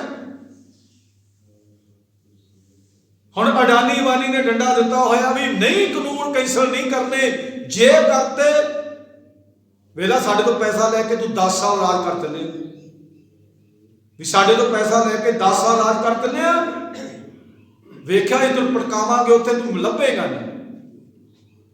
ਉਹ ਹੁਣ ਕੀ ਕਰੇ? ਉਹ ਹੁਣ ਬਥੇਰਾ ਕਹੀ ਜਾਂਦਾ, ਉਹ ਕਿਸਾਨੋਂ ਤੁਹਾਡੇ ਵਾਸਤੇ ਬਹੁਤ ਅੱਛਾ ਬਿੱਲ ਹੈ, ਬਹੁਤ ਅੱਛਾ ਹੈ। ਵੀ ਕਿਸਾਨਾਂ ਨੂੰ ਜਿਹੜੇ ਖੇਤੀਬਾੜੀ ਕਰਦੇ ਤਾਂ ਪਤਾ ਹੀ ਨਹੀਂ, ਤੈਨੂੰ ਬੜਾ ਪਤਾ ਵੀ ਬਹੁਤ ਅੱਛਾ। ਜੇ ਅੱਛਾ ਹੋਵੇ ਸਾਰਾ ਸੰਸਾਰ ਕਿਉਂ ਤੇਰੇ ਬਰਖਲਾਫ ਹੋਵੇ? ਇੱਕ BH ਜਿਹੜੇ BJP ਦੇ ਚਮਚੇ ਨੇ, ਚਮਚੇ ਉਹਨਾਂ ਨੂੰ ਕਹਾਂਗੇ ਜਿਹੜੇ ਉਹਦੀ ਪਾਰਟੀ ਨਾਲ ਜੁੜੇ ਨੇ, ਉਹਨਾਂ ਨੂੰ ਛੱਡ ਉਹਨਾਂ ਵਿੱਚੋਂ ਵੀ ਕਈ ਅਤਸੀਫੇ ਦੇਈ ਜਾ ਰਹੇ ਨੇ। ਕਈਆਂ ਨੇ, ਬਹੁਤਿਆਂ ਨੇ ਕਹਿੰਦੇ ਵੀ ਅਸੀਂ ਪਾਰਟੀ ਛੱਡੀ, ਅਸੀਂ ਨਹੀਂ ਭਾਈ, ਕਿਸਾਨਾਂ ਦੇ ਨਾਲ ਤਾਂ ਬਹੁਤ ਧੱਕਾ ਹੋ ਰਿਹਾ। ਜਿਵੇਂ ਜਿਵੇਂ ਸਮਝ ਤਾਂ ਸਾਰਿਆਂ ਨੂੰ ਹੈ, ਜਿਹੜੇ ਚਮਚੇ ਉਹਨਾਂ ਨੂੰ ਸਮਝ ਨਹੀਂ, ਮੋਦੀ ਨੂੰ ਸਮਝ ਨਹੀਂ, ਮੋਦੀ ਨੂੰ ਸਮਝ ਹੈ। 11 ਵਾਰੀ ਮੀਟਿੰਗ ਕਿਉਂ ਕੀਤੀ ਔਰ 11 ਵਾਰੀ ਕਿਉਂ ਕਿਹਾ ਵੀ ਬਿੱਲ ਸੋਧ ਕਰ ਦਿੰਦੇ ਆ? ਸੋਧ ਦਾ ਮਤਲਬ ਵੀ ਇਹ ਨੁਕਸਾਨਦਾਇਕ ਆ ਵੀ 11 ਮੀਟਿੰਗਾਂ ਦੇ ਵਿੱਚ ਇਹੀ ਕੀਤਾ। ਹੁਣ ਉਹਨਾਂ ਨੇ ਕਿਹਾ ਵੀ ਹੁਣ ਸਾਡੇ ਕੋਲ ਕੋਈ ਜਵਾਬ ਦੀ ਮੀਟਿੰਗ ਕਾਹਦੀ ਕਰੀਏ ਵੀ ਕਿਸਾਨ ਯੂਨੀਅਨ ਦੇ ਜਾਂ ਸਾਰਾ ਭਾਰਤ ਕੀ ਸਾਰਾ ਵਰਲਡ ਕਹਿੰਦਾ ਵੀ ਇਹਨੂੰ ਕੈਂਸਲ ਕਰ, ਬਸ ਸਾਰਾ ਵਰਲਡ ਕਹਿੰਦਾ ਵੀ ਕੈਂਸਲ ਕਰ। ਉਹ ਕਹਿੰਦੇ ਅਸੀਂ ਹੁਣ ਗੱਲ ਕਿਹੜੀ ਕਰੀਏ? ਉਹਨਾਂ ਨੂੰ ਡੰਡਾ ਚੜਿਆ ਹੋਇਆ ਤੇ ਚਮਚੇ ਜਿਹੜੇ ਨੇ। ਤੇ ਗੁਰੂ ਸਾਹਿਬ ਜੀ ਨੇ ਸਾਨੂੰ ਸੁਣਾਉਣਾ ਕੀਤਾ, ਭੁੱਖਿਆਂ ਭੁੱਖ ਨਾ ਉਤਰੀ। ਇੱਥੇ ਉਹ ਸ਼ਬਦ ਦੇ ਨਾਲ ਜੁੜਦਾ ਹੈ, ਲੱਖ ਕੋਟ ਵਿਕਿਆ ਕੇ ਵਿੰਜਣ ਤਾਂ ਮੈਂ ਤ੍ਰਿਸ਼ਣ ਨਾ ਬੂਝੀ। ਸਿਮਰਤ ਨਾਮ ਕੋਟ ਉਜਿਆਰਾ ਬਸਤ ਅਗੋਚਰ ਸੂਝੀ। ਗੁਰੂ ਸਾਹਿਬ ਜੀ ਨੇ ਇਹ ਸਾਨੂੰ ਸਮਝਾਉਣਾ ਕੀਤਾ ਇਸ ਭਗਤੀ ਦੇ ਵਿੱਚ, ਜੇ ਮਾਇਆ ਦੇ ਲੱਖਾਂ ਕਰੋੜਾਂ ਸਵਾਦਲੇ ਖਾਣੇ ਹੋਣ, ਉਹਨਾਂ ਵਿੱਚ ਲੱਗਿਆਂ ਖਾਣ ਦੀ ਤ੍ਰਿਸ਼ਨਾ ਮੁੱਕਦੀ ਨਹੀਂ। ਆਪਾਂ ਤਾਂ 36 72 ਪ੍ਰਕਾਰ ਦੇ ਭੋਜਨ ਕਹਿੰਦੇ, ਗੁਰੂ ਸਾਹਿਬ ਜੀ ਕਹਿੰਦੇ ਮਾਇਆ ਦੇ ਲੱਖਾਂ ਕਰੋੜਾਂ ਸਵਾਦਲੇ ਖਾਣੇ ਹੋਣ, ਉਹਨਾਂ ਵਿੱਚ ਲੱਗਿਆਂ ਖਾਣ ਦੀ ਤ੍ਰਿਸ਼ਨਾ ਨਹੀਂ ਮੁੱਕਦੀ। ਪਰਮਾਤਮਾ ਦਾ ਨਾਮ ਸਿਮਰਿਆ ਅੰਦਰੋਂ ਮਾਨੋ ਕਰੋੜਾਂ ਸੂਰਜਾਂ ਦਾ ਚਾਨਣ ਹੋ ਜਾਂਦਾ ਹੈ ਤੇ ਅੰਦਰ ਉਹ ਕੀਮਤੀ ਨਾਮ ਪਦਾਰਥ ਦਿਸ ਪੈਂਦਾ ਹੈ ਜਿਸ ਤੱਕਿਆਂ ਗਿਆਨ ਇੰਦਰੀਆਂ ਨੂੰ ਦੀ ਪਹੁੰਚ ਨਹੀਂ ਹੈ ਤੇ ਫਿਰ ਵੀ ਤ੍ਰਿਪਤ ਹੋ ਜਾਂਦੇ ਨੇ, ਫਿਰ ਵੀ ਤ੍ਰਿਪਤ ਹੋ ਜਾਂਦੇ, ਗਿਆਨ ਇੰਦਰੀ ਰੱਜ ਜਾਂਦੇ ਨੇ। ਵੀ ਜੇ ਪ੍ਰਮਾਤਮਾ ਨੂੰ ਧਿਆਏਗਾ ਤਾਂ ਤੇਰੇ ਗਿਆਨ। ਬਾਕੀ ਗੁਰੂ ਸਾਹਿਬ ਨੇ ਤਾਂ ਸਮਝਾਉਣਾ ਕੀਤਾ ਵੀ ਕਰੋੜਾਂ ਪ੍ਰਕਾਰ ਦੇ ਭੋਜਨ ਸਾਡੇ ਕੋਲ ਹੋਣ, ਸਾਡਾ ਮਨ ਕਿਤੇ ਵੀ ਰੱਜਦਾ ਨਹੀਂ, ਕਹਿੰਦਾ ਆ ਵੀ ਖਾ ਲਈ। ਹੁਣ ਆਪਾਂ ਗੁਸਤਾਖੀ ਮਾਫ ਕਰਨਾ, ਮੈਰਿਜ ਪੈਲਸ ਦੇ ਵਿੱਚ 35-40 ਆਈਟਮਾਂ ਲੱਗੀਆਂ ਹੁੰਦੀਆਂ ਇੱਕੇ ਤਰ੍ਹਾਂ ਦੀਆਂ। ਜੇ ਆਪਾਂ ਚਾਹ ਪੀਨੇ ਆਖ ਤਰ੍ਹਾਂ ਦੀਆਂ ਬਰਫੀਆਂ ਲੱਗੀਆਂ, ਪਤਾ ਨਹੀਂ ਕਿੰਨੇ ਤਰ੍ਹਾਂ ਦੇ ਪਕੌੜੇ ਲੱਗੇ, ਕੀ ਹੈ ਤਾਂ ਖਾਣਾ ਤਾਂ ਬੰਦੇ ਨੂੰ ਇੰਨਾ ਕੀ ਹੈ ਜਿੰਨਾ। ਉੱਥੇ ਕੀ ਹੁੰਦਾ ਆਪਾਂ ਆਪਦੇ ਅੱਖੀ ਦੇਖਦੇ ਹਾਂ, ਅੱਧਾ ਖਾਧਾ ਜਾਂਦਾ, ਅੱਧਾ ਗਵਾਇਆ ਜਾਂਦਾ। ਮੇਰੇ ਵਰਗੇ ਨੇ ਆਪਾਂ ਕਿਸੇ ਦੀ ਗੱਲ ਕੀ ਕਰਨੀ ਹੈ, ਮੇਰੇ ਵਰਗੇ ਨੇ ਪਲੇਟ ਭਰ ਲੈਣੀ ਵੀ ਆਹ ਵੀ ਖਾ ਲਾਂਗੇ, ਆਹ ਵੀ ਖਾ ਲਾਂਗੇ। ਹੁਣ ਅੰਦਰ ਮਸ਼ੀਨਰੀ ਕਹਿੰਦੀ ਬਸ ਕਰ, ਅੱਧੀ ਪਲੇਟ ਖਾਧੀ ਤੇ ਅੱਧੀ ਚੱਲ ਜੀ ਕਚਰੇ 'ਚ। ਹੁਣ ਤਾਂ ਉੱਥੇ ਤੋਂ ਪੁੱਛੀਦਾ ਵੀ ਭਾਈ ਤੁਹਾਡਾ ਖਰਚਾ ਕਿੰਨਾ ਆਇਆ, ਕਹਿੰਦੇ ਰੋਟੀ ਤੇ 20 ਲੱਖ 20 ਲੱਖ ਰੁਪਇਆ ਰੋਟੀ ਤੇ ਖਰਚਾ ਹੋ ਗਿਆ। ਕਹਿੰਦੇ ਹੋਇਆ, ਇੱਕ ਪਲੇਟ 3000 ਚ ਪਈ ਤੇ ਖਾਣ ਵਾਲੇ ਨੇ ਅੱਧੀ ਵੀ ਨਹੀਂ ਖਾਧੀ। ਪਲੇਟ 3000 ਚ ਪਈ, ਖਾਣ ਵਾਲੇ ਨੇ ਅੱਧੀ ਵੀ ਖਾਧੀ। ਅੱਧਾ ਪਰਿਵਾਰ ਤੇ ਅੱਧਾ। ਇਸੇ ਕਰਕੇ ਗੁਰੂ ਸਾਹਿਬ ਜੀ ਕਹਿੰਦੇ ਨੇ ਵੀ ਭਾਵੇਂ ਕਰੋੜਾਂ ਪਦਾਰਥ ਤੇਰੇ ਕੋਲ ਹੋਣ ਸਵਾਦ ਲਈ ਖਾਣ ਵਾਲੇ, ਪਰ ਜੇ ਤੂੰ ਪਰਮਾਤਮਾ ਨੂੰ ਧਿਆਈ ਨਾ, ਤੇਰੇ ਗਿਆਨ ਅੰਦਰੇ ਤ੍ਰਿਪਤ ਹੋ ਜਾਣਗੇ। ਰੁੱਖੀ ਮਿੱਸੀ ਖਾ ਫਰੀਦਾ, ਠੰਡਾ ਪਾਣੀ ਪੀਓ ਜੀਓ। ਉਹ ਵਾਲਾ ਕਦੋਂ ਆਏਗਾ? ਜਦੋਂ ਰੱਬ ਨੂੰ ਧਿਆਏ। ਨਹੀਂ ਤਾਂ ਸ਼ਾਮ ਨੂੰ ਲੱਭਦਾ ਹੈ ਬੰਦਾ, ਸ਼ਾਮ ਨੂੰ ਲੱਭਦਾ ਹੈ ਨਾ ਵੀ ਹੁਣ ਆ ਇੱਧਰ ਨੂੰ ਚੱਲੇ, ਸ਼ਿਪ ਆਪਾਂ ਨੂੰ ਚੱਲੀਏ ਵੇ। ਸ਼ਾਮ ਨੂੰ ਸ਼ਰਾਬ ਪੀਣ ਵਾਲੇ, ਸ਼ਰਾਬ, ਮੀਟ ਖਾਣ ਵਾਲੇ, ਮੀਟ ਜਿਹੜੇ ਹੋਰ ਸਵਾਦਲੇ ਭੋਜਨ ਖਾਣ ਵਾਲੇ ਨੇ, ਉਹ ਉਧਰ ਨੂੰ ਜਾਣਾ। ਜਿਵੇਂ ਕੁੱਤਾ ਹੱਡਾ ਰੋੜੀ 'ਚ ਕਿਉਂ ਜਾਂਦਾ ਹੈ? ਕੁੱਤੇ ਨੂੰ ਹੱਡਾ ਰੋੜੀ ਪਤਾ ਉੱਥੇ ਮਾਸ ਮਿਲਣੇ ਨੇ, ਉਧਰ ਨੂੰ ਜਾਣਾ। ਇਸ ਕਰਕੇ ਗੁਰੂ ਸਾਹਿਬ ਨੇ ਸਾਨੂੰ ਸਮਝਾਉਣਾ ਕੀਤਾ ਕਿ ਬੰਦਿਆ, ਜੇ ਤਾਂ ਰੱਬ ਨੂੰ ਧਿਆਏਗਾ, ਤੇਰਾ ਸਾਰੇ ਗਿਆਨ ਤੇਰੇ ਤ੍ਰਿਪਤ ਹੋ ਜਾਣਗੇ। ਤ੍ਰਿਪਤ ਦਾ ਮਤਲਬ ਸਾਰੇ ਗਿਆਨ ਅੰਦਰੇ ਤੇਰੇ ਪ੍ਰਮਾਤਮਾ ਦੇ ਪ੍ਰਥਾਏ ਕੰਮ ਕਰਨਗੇ। ਤੇ ਜਿਹੜਾ ਅਪਹੁੰਚ ਗੁਰੂ ਹੈ ਪ੍ਰਮਾਤਮਾ, ਉਹ ਤੈਨੂੰ ਦਿਖਦਾ ਨਹੀਂ, ਪਰ ਤੈਨੂੰ ਉਹਦੀ ਜਿਹੜੀ ਤੇਰੇ ਤੇ ਬਖਸ਼ਿਸ਼ ਹੈ ਉਹ ਤੈਨੂੰ ਦਿਖ ਪਵੇਗੀ ਵੀ ਪ੍ਰਮਾਤਮਾ ਨੇ ਮੈਨੂੰ ਬਈ ਤ੍ਰਿਪਤ ਕਰ ਦਿੱਤਾ, ਮੈਨੂੰ ਤਾਂ ਬਿਲਕੁਲ ਠੰਡਾ ਠਾਰ ਦਿੱਤਾ। ਤੇ ਤਾਂ ਹੀ ਸਾਡਾ ਸਰੀਰ ਵੀ ਵਧੀਆ ਰਹੇਗਾ, ਮਨ ਵੀ ਸਾਡਾ ਵਧੀਆ ਰਹੇਗਾ, ਤੰਦਰੁਸਤ ਰਹੇਗਾ। ਹੁਣ ਜਿਹੜੇ ਬੰਦੇ ਦੇ ਮਨ 'ਚ ਤਨ 'ਚ ਨਾ ਹੋਵੇ, ਮਨ 'ਚ ਬੜੀ ਭੁੱਖ ਹੋਵੇ, ਮੈਨੂੰ ਆਹ ਵੀ ਚੀਜ਼ ਮਿਲ ਜੇ, ਮੈਨੂੰ ਆਹ ਵੀ ਮਿਲ ਜੇ, ਉਹ ਬੰਦਾ ਤੜਫ ਤੜਫ ਕੇ ਮਰਨਾ ਦੁਨੀਆ ਤੇ। ਗੁਰੂ ਪਰਮਾਤਮਾ ਪਰਮੇਸ਼ਰ ਦੀ ਗੁਰਬਾਣੀ ਨੇ ਸਾਨੂੰ ਸਮਝਾਉਣਾ ਕੀਤਾ ਕਿ ਬੰਦਿਆ, ਪਰਮਾਤਮਾ ਸਾਡੇ ਤੇ ਕਿਰਪਾ ਕਰੇ, ਕਰੋੜਾਂ ਸੂਰਜ ਦਾ ਚਾਨਣ ਹੋ ਜਾਏਗਾ ਤੇਰੇ ਅੰਦਰ, ਪ੍ਰਕਾਸ਼। ਜਦੋਂ ਤੂੰ ਪਰਮਾਤਮਾ ਨੂੰ ਧਿਆਏਗਾ, ਅੰਦਰ ਉਹ ਕੀਮਤੀ ਪਦਾਰਥ ਤੈਨੂੰ ਦਿਸ ਪਵੇਗਾ ਜਿਹੜਾ ਲੱਭਿਆ ਹੀ ਨਹੀਂ ਕਿਤੇ। ਵੀ ਪਰਮਾਤਮਾ ਦਾ ਜਿਹੜਾ ਤੈਨੂੰ ਦਿੱਤਾ ਹੋਇਆ ਸਾਰਾ ਸਿਸਟਮ ਤੇਰੇ ਅੰਦਰ ਪੈਦਾ ਹੋ ਜਾਏਗਾ, ਚਾਨਣ ਹੋ ਜਾਏਗਾ ਵੀ ਤੂੰ ਕੀ ਕਰਨਾ ਤੇ ਕੀ ਨਹੀਂ ਕਰਨਾ, ਬਸ ਆਹ ਤੈਨੂੰ ਪਤਾ ਹੋ ਜਾਏਗਾ। ਤੇ ਜਿਸ ਤੱਕ ਗਿਆਨ ਇੰਦਰੀਆਂ ਦੀ ਪਹੁੰਚ ਨਹੀਂ, ਉਹ ਦਿਖਣਾ ਤੇ ਹੈ ਨਹੀਂ, ਪਰ ਤੈਨੂੰ ਗਿਆਨ ਇੰਦਰੀਆਂ ਤੋਂ ਦਿਖ ਪਏਗਾ ਵੀ ਮੇਰੇ ਤੇ ਰੱਬ ਦੀ ਕਿਰਪਾ ਹੋ ਗਈ। ਤੇ ਅਖੀਰਲੀ ਪੰਕਤੀ ਵਿੱਚ ਗੁਰੂ ਸਾਹਿਬ ਜੀ ਕੀ ਕਹਿੰਦੇ ਨੇ, ਗਰੀਬ ਨਵਾਜ਼, ਫਿਰਤ ਫਿਰਤ ਤੁਮਾਰੇ ਦੁਆਰ ਆਇਆ, ਪੈ ਪੰਜਣ ਹਰ ਰਾਇਆ, ਸਾਧ ਕੈ ਚਰਨ ਫਿਰ ਸਾਧ ਕੈ ਚਰਨ ਧੂਰ, ਜਨ ਬਾਚੇ ਸੁਖ ਨਾਨਕ ਇਹੋ ਪਾਇਆ। ਗੁਰੂ ਸਾਹਿਬ ਜੀ ਕਹਿੰਦੇ, ਫਿਰਤ ਫਿਰਤ ਤੁਮਰੇ ਦੁਆਰ ਆਇਆ, ਪੈ ਪੰਜਣ ਹਰ ਰਾਇਆ, ਸਾਧ ਕੇ ਚਰਨ ਧੂਰ, ਜਨ ਬਾਚੇ ਸੁਖ ਨਾਨਕ ਇਹੋ ਪਾਇਆ। ਗੁਰੂ ਸਾਹਿਬ ਜੀ ਕਹਿੰਦੇ ਨੇ, ਹੇ ਨਾਨਕ ਆਖ, ਹੇ ਪ੍ਰਮਾਤਮਾ ਮੇਰੇ ਪਾਤਸ਼ਾਹ, ਸੱਜਣ ਸੱਚਾ ਪਾਤਸ਼ਾਹ, ਹੇ ਮੇਰੇ ਸੱਚੇ ਪਾਤਸ਼ਾਹ, ਹੇ ਜੀਵਾਂ ਦੇ ਸਾਰੇ ਡਰ ਨਾਸ਼ ਕਰਨ ਵਾਲੇ ਪ੍ਰਮਾਤਮਾ, ਜਿਹੜਾ ਮਨੁੱਖ ਭਟਕਦਾ ਭਟਕਦਾ ਆਖਰ ਤੇਰੇ ਦੁਆਰੇ ਤੇ ਆਣ ਡਿੱਗਦਾ, ਉਹ ਤੇਰੇ ਦਰ ਤੋਂ ਗੁਰੂ ਦੇ ਚਰਨਾਂ ਦੀ ਧੂੜ ਮੰਗਦਾ ਤੇ ਤੇਰੇ ਦਰ ਤੋਂ ਇਹ ਸੁਖ ਪ੍ਰਾਪਤ ਕਰਦਾ ਕਿ ਪ੍ਰਮਾਤਮਾ ਮੈਨੂੰ ਆਪਣੇ ਨਾਲ ਜੋੜੀ ਰੱਖੀ। ਸਗਲ ਦਵਾਰ ਕੋ, ਗੁਰੂ ਗੋਬਿੰਦ ਸਿੰਘ ਮਹਾਰਾਜ ਕਹਿੰਦੇ ਨਾ, ਸਗਲ ਦਵਾਰ ਕੋ ਛਾੜ ਕੇ ਕਹੋ ਤੁਹਾਰੋ ਦਵਾਰ, ਬਾਹੇ ਗਹੇ ਕੀ ਲਾਜ ਇਸ ਗੋਬਿੰਦ ਦਾਸ ਕਹਾਤ।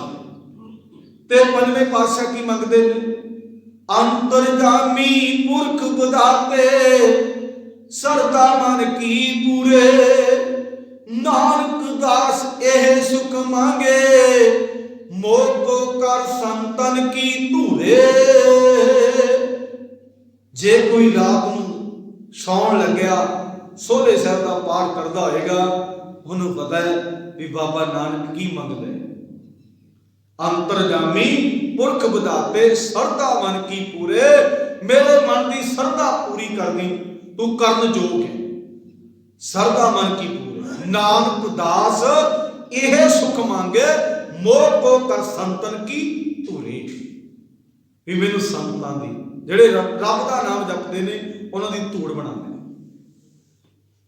ਇਸ ਕਰਕੇ ਗੁਰੂ ਸਾਹਿਬ ਜੀ ਨੇ ਅੱਜ ਜੋ ਸ਼ਬਦ ਸੀ ਪ੍ਰਮਾਤਮਾ ਦੀ ਕਿਰਪਾ ਸਦਕਾ, ਕਿ ਭਾਈ ਮਨੁੱਖ ਦੇ ਕੋਲ ਕੁਛ ਨਹੀਂ, ਮਨੁੱਖ ਤੇ ਹਰ ਕੋਈ ਮਨੁੱਖ, ਨਾਨਕ ਦੁਖੀਆ ਸਭ ਸੰਸਾਰ, ਸਾਰੀ ਦੁਨੀਆ ਦੁੱਖਾਂ 'ਚ ਤੁਰੀ ਫਿਰਦੀ ਹੈ। ਬੰਦੇ ਕੋਲੋਂ ਤੈਨੂੰ ਸੁੱਖ ਨਹੀਂ ਲੱਭਣੇ। ਜੇ ਪ੍ਰਮਾਤਮਾ ਵੱਲ ਨੂੰ ਤੁਰ ਪਿਆ, ਤੇਰਾ ਤਨ ਵੀ ਸੁਖੀ ਹੋ ਜਾਏਗਾ, ਮਨ ਵੀ ਸੁਖੀ ਹੋ ਜਾਏਗਾ। ਇਹ ਹੁਣ ਆਪਾਂ ਪ੍ਰਮਾਤਮਾ ਦੀ ਕਿਰਪਾ ਸਦਕਾ ਸਮਝਣਾ ਕਿ ਅਸੀਂ ਬੰਦਿਆਂ ਵੱਲ ਨੂੰ ਤੁਰਨਾ ਕਿ ਰੱਬ ਵੱਲ ਨੂੰ ਤੁਰਨਾ। ਰੱਬ ਵੱਲ ਨੂੰ ਤੁਰਾਂਗੇ ਤੇ ਸਾਡਾ ਜੀਵਨ ਸੋਹਣਾ ਬਣ ਜਾਏਗਾ। ਜੇ ਮਨੁੱਖਾਂ ਦੀ ਟੇਕ ਲੈਂਦੇ ਰਹੇ, ਫਿਰ ਇਸ ਦੁਨੀਆ ਦੇ ਵਿੱਚ ਜਿਵੇਂ ਆਦਮਾਂ ਦੀ ਰੇਹੜੀ ਨੂੰ ਕੋਈ ਨਹੀਂ ਪੁੱਛਦਾ, ਫਿਰ ਨਹੀਂ ਕਿਸੇ ਨੇ ਪੁੱਛਣਾ। ਇਸ ਕਰਕੇ ਗੁਰਮੁਖ ਪਿਆਰੋ, ਗੁਰਬਾਣੀ ਦਾ ਫੈਸਲਾ ਹੈ ਕਿ ਪ੍ਰਮਾਤਮਾ ਨੂੰ ਧਿਆਓ, ਪ੍ਰਮਾਤਮਾ ਕੋਲ ਸਭ ਕੁਝ ਪਾਓ। ਜੋ ਮੰਗੇ ਠਾਕਰੇ ਆਪਣੇ ਤੇ ਸੋਈ ਸੋਈ ਦੇਵੇ। ਪ੍ਰਮਾਤਮਾ ਦੇ ਨਾਲ ਆਪਣਾ ਜੀਵਨ ਜੀਓ। ਪ੍ਰਮਾਤਮਾ ਦੀ ਗੁਰਬਾਣੀ ਪੜ੍ਹੋ, ਸੁਣੋ, ਸੇਵਾ ਸਿਮਰਨ ਕਰਕੇ ਆਪਣਾ ਮਨੁੱਖਾ